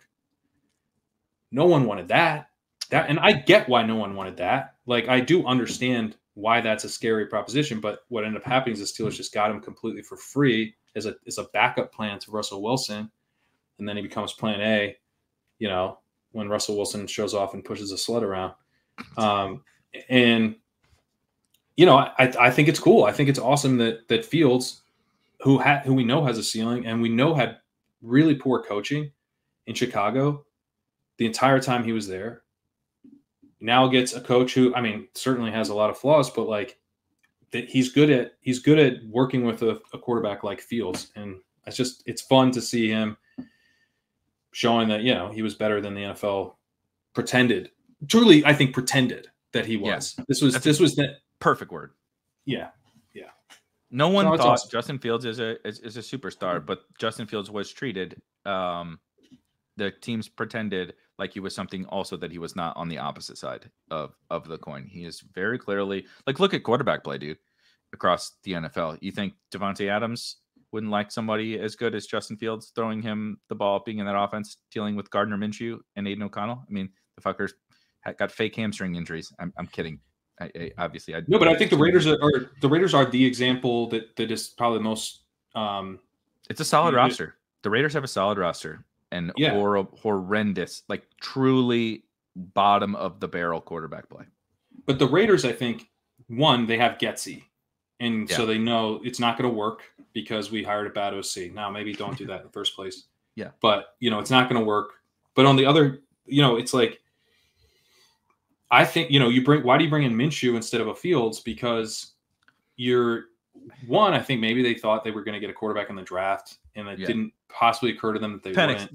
They got screwed by the Falcons. They got screwed by the Penix thing. So they're like, Minshew's a bridge quarterback to Penix or whoever, McCarthy or, you know, whatever they thought they were going to get. And that doesn't happen. But like, I don't know, maybe like take a couple cracks at quarterback. So they completely blew quarterback this offseason in two different ways, you know, three different ways: hiring Getsy, not getting Fields, and then playing the draft wrong. But like, think about the Dolphins. Like, how do the Dolphins not give up a 5th round pick for a functional backup quarterback with Tua having this concussion history? Like that is like an unforgivable miscalculation by the Dolphins. Like, good point. The idea that Fields, I mean, just these teams didn't want to deal with fans clamoring for him to be their starter. That was the main thing. They knew if they gave a 3rd round pick for Fields, then whatever guy they were propping up ahead of him was going to be a quarterback controversy, and they didn't want to deal with that. It's stupid. It's like in our space, like, you know, you don't want to deal with, and dude, people suck. Okay, so let's start with that. I understand why like you said, why the NFL teams didn't want to deal with kind of what is the circus revolving around Justin Fields. But at a certain point, you have to pull up your big boy pants and say, I got to be able to deal with this, because the alternative is Skylar Thompson and Tim Boyle on a win now football. The Dolphins the chips are in the middle, bud.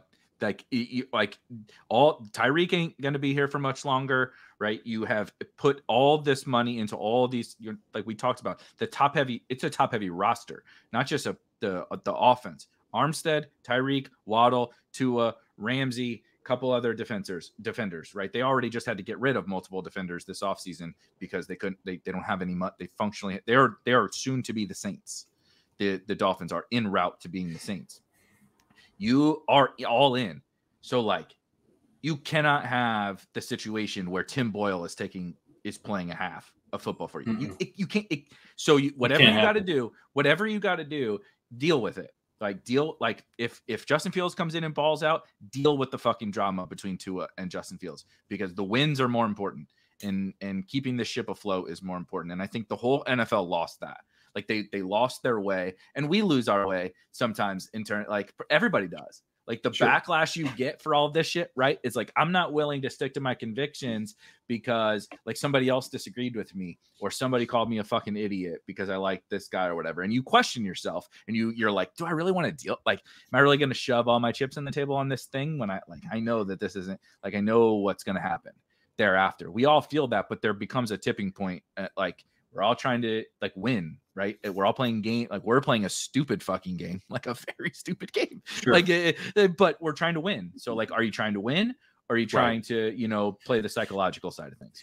Yeah. And I think like the NFL psyched themselves out a little bit because it's like it felt to me like there was this feeling of like, he's not worth anything unless he's worth so little that the fans wake up to the idea that we don't really value this guy. Yeah. Because, you know, like the Bears fans wanted them to keep Fields. Remember, they wanted them to keep Fields, trade the pick, and keep Fields. Which we're excited crazy. About Caleb. It's still crazy. That's something. That's something that hasn't come back up yet. Is that we're like everybody's like, oh my god, Caleb looks shitty, whatever. The offensive line looks. You know how you could have solved this. You know how you could have solved these problems. The offensive line being bad. You know you could have figured that out. I'm 100% in the draft Caleb camp. To be clear, me too. But that is where like the fans, you know, and I know not all a lot of Bears fans wanted to draft Caleb. But there was a vocal group of Bears fans who were very much like, we want Fields. Fields is beloved by his teammates. Like, you know, I think that was another thing too. Like, you get this guy in a locker room. Like, is he gonna, you know, are you gonna lose the locker room? What's that gonna create? So I think there was like unless he was worth so little that it was clear he was not the starter.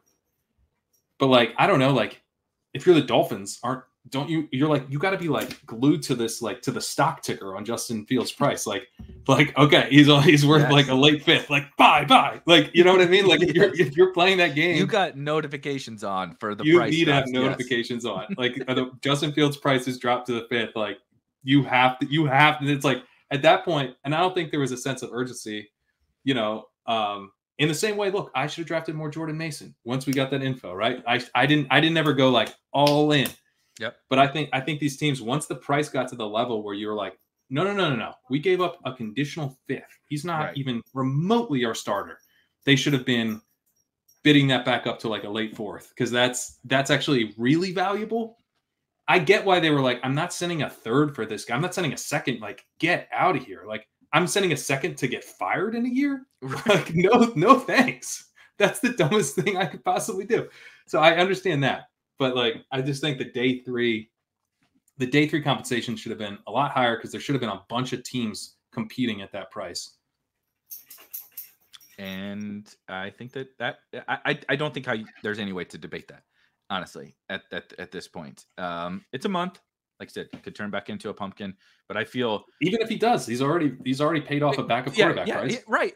We talk about this all the time. Like, you got 3 wins out of him. Exactly. In best ball, it's like that. We do this conversation, and sometimes it's a little misguided, right? Like when Kyren Williams and Jordan Mason exist, if you try to say, oh, if I only got 2 weeks out of a 14th round pick, that's fine. It's like opportunity cost is the thing, right. But the Justin Fields one, opportunity cost really it's not a thing in that one. But it is still a reasonable, like in our space, to be like, he said, okay, so Justin Fields and Sam Darnold could turn back into pumpkins, and one team is 4-0 and the other team is 3-1. Didn't you just get everything you hoped for out of that, and then some? And that's what we're talking about. Like, dude, that's why I keep telling myself this about Jordan Mason, because you know, I believe I drafted 49 of 150 BBM teams have Jordan Mason. And I'm like, this is carrying me, right? Because I have 0 Saquon and 0 Derrick Henry and a bunch of receivers who suck. But then I'm also telling myself, like, you're like, on one hand, I know that like I probably need to have other guys later in the season. Right. The most likely scenario is that Jordan Mason is probably carrying me here for these first 10 weeks, 8 to 10 weeks. And then I need someone else to step up. That's not a very comfortable feeling when we talk about week 17 is all that matters. Right. I'm like, I have become a robust running back drafter. somehow my 14th round pick has turned me into this, oh no, what's going to happen later in the season? Because he hit early and like Chuba hit early and these guys hit early. But then the other thing is just like, yeah, but like, that's kind of the point. I didn't know who it was going to be, but the hope was when you take but the hope was it's going to layer in a way that I can't predict, whether Jordan Mason does it now or Jordan Mason does it later. Maybe Braylon does it later, or Tyler Algier does it later, or whoever does it, or, or Dowdle does it later, or whatever. Chase Brown, somebody's going to pick up that slack. I've gotten what I wanted out of this. And so like, that's kind of my cheesy transition from like the Darnold and Fields thing is like, even if it doesn't go perfect, we've kind of gotten what we wanted out of XYZ. So we forget also not just the chaos, but the layering that happens in best ball. It's like, we can't really predict when these guys are going to score these points, but so long as you get guys scoring points and having big weeks, dude, I'm cool. Like, yeah. Let the chips fall, man. Yeah. And Mason might ultimately be like a pretty big win because of how productive he's been and will be probably for a few more weeks. And that's like, you bank that still all counts. So yeah, but a lot more to play out. Yeah. So I want to ask, I want to do this. We do this on our DFS shows. It's kind of like just every week everybody predicts somebody that's going to be, the nuts, right? For that single week. Cause I want to track what we think, so we'll do a few of these before the end of the season. In early round, middle round, so like first 2 or 3 rounds, then your rounds, whatever, middle, it totally up to each of us to kind of figure that out. And then like a late-ish round guy that's like, right now, who is that guy you would like? If I could get this guy, I have to have these guys on all my teams: an early round player, a middle round player, and a late round at player. The price they were going at. At the price they were going at, who would be your early round, middle round, late round guy? And then like, we'll do it again in week 8 and see. I want to see like, how stupid do we feel from all this? And again, it's flexible, right? What round 13, it doesn't have to be round 18, doesn't have to be round 8, doesn't have to be round 1, but just like kind of an early-ish, middle-ish, late-ish guy that you would be like, yeah, give me this dude on all my teams. Neighbors. Damn it. Yes, I agree. Definitely Neighbors. I'm going to add, I'll do Nico. Nice. Early round guy. I think those two stand out the most to me. People would say Saquon, but I do legit think running back is just riskier this early in the year to say I want any running back on all of my teams. So middle round. Jaden Reed.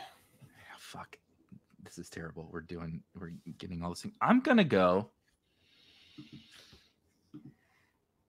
Brock Bowers. We'll do Brock Bowers. Just give me the superstar tight end in the middle. So Malik Neighbors, Nico Collins, Jaden Reed, and Brock Bowers, late round player. Late round player. Late round player is a lot tougher. Way tougher.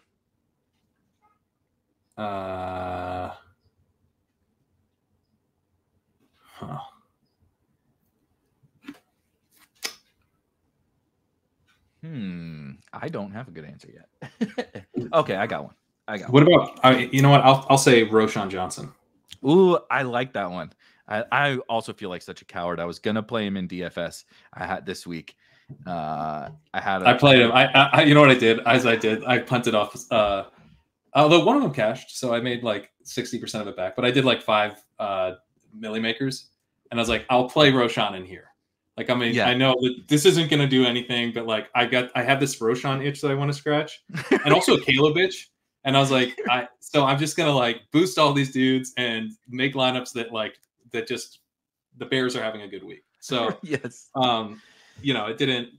I think I lost. It cost me $40 to make that play. Glad I did it. Still an expensive itch, but it was a better than the alternative. There are more expensive itches. There's more. The single entry stuff I play is more expensive than $40. Yes. So yeah, yes. I'm glad I played it that way. I had a pretty good week, but I had a couple of teams that I was too cowardly to play that would have. Dude, congrats on a couple weeks ago. You had a massive week. Yeah, thank you. Yeah, that was a lot. I'm telling you, the small field stuff, man, is just the best because I play. I've Is it the really Wildcat? changed. What was that? No, the 4K tournament, $4,000 tournament, the fourth down conversion. I think is what they usually call it, the fourth down conversion. It's usually like 250 or 300 people total. Nice. But it's a pretty good flat payout structure actually for that. And then like, dude, the chalk condenses so much in those tournaments, like with the, it's all the high stakes, the whales and stuff in there. So like I played Fields Pickens in that, and Najee was like 50% owned. And so it was like, I just jammed chalk basically outside of, it's like almost all chalk. But I played Fields Pickens instead of Najee, and they all had Najee. And obviously he sucked, and Fields Pickens went ham. And so it was kind of like, awesome. I had Nico. Of course, you have Nico. You have these guys. So it's pretty straightforward. Actually, shout out Alvin Kamara. He was on my big week. Nice. Played Alvin Kamara. So we're more than even though I have no Alvin Kamara in baseball. We're more than even. With I love Kamara. I love it. Yeah. My late round guy that I'm going to toss out there, Jordan Mason, is like a little too easy, but also he's like I said, the greatest advance rate play of all time. I'm squeamish on if I would actually want him on all of my teams. I'm gonna go Braylon Allen. That's who I regretted not doing. That's who I immediately regretted not doing. Braylon Allen's a better answer. I think. Look, Breece is awesome still, but like, I do have like small concerns about the slow start from Breece. Not in terms of like Breece is not going anywhere, but Braylon just keeps looking good. And like, I think that there already has been standalone value for Braylon, and there could be like a little more standalone value. And I mean, if something happens to Breece, Jesus Christ, man, like this dude is the league winner of all league winners. Charbonnet, but good. Yeah. Charbonnet stinks and was putting up big weeks, in probably a worse situation. If Braylon is good and in an Aaron Rodgers offense, he's just the correct answer. Yeah. If you didn't pick him, I was going to try to change my answer to him. That was that was just the right way to go. Yeah. Yeah. I wish I had. I think I have a lot of Braylon. He's probably the player I wish I had more of. The most. Yeah, me too. Because I did target him, but I didn't hammer him.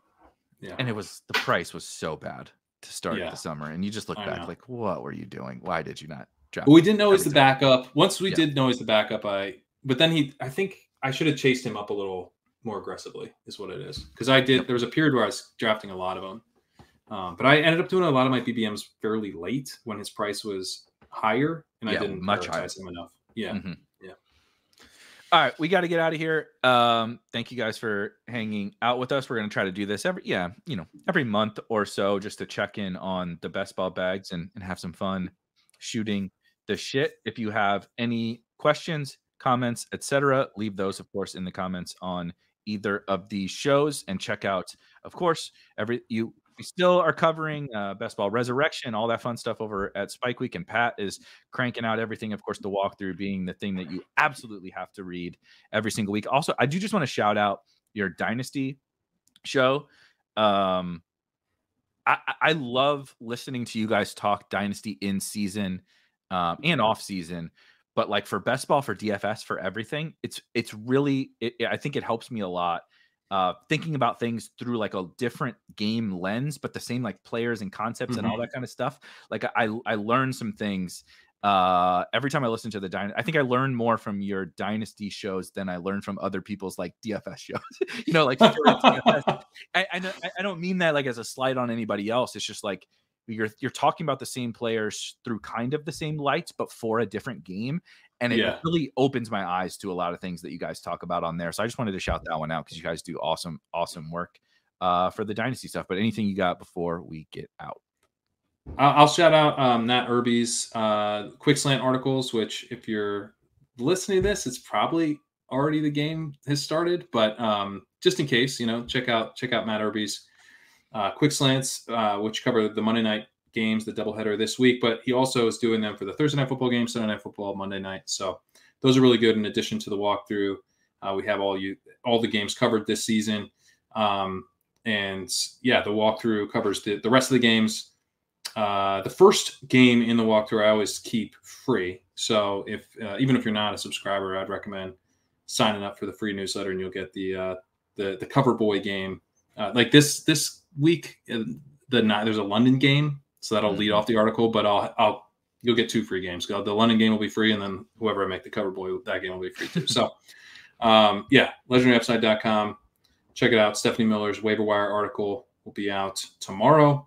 Highly recommend that as well. Love it. We will see you guys in a few weeks. Enjoy sweating, tilting, coping, all that fun stuff that Pat and I just been doing for the last couple hours. See you.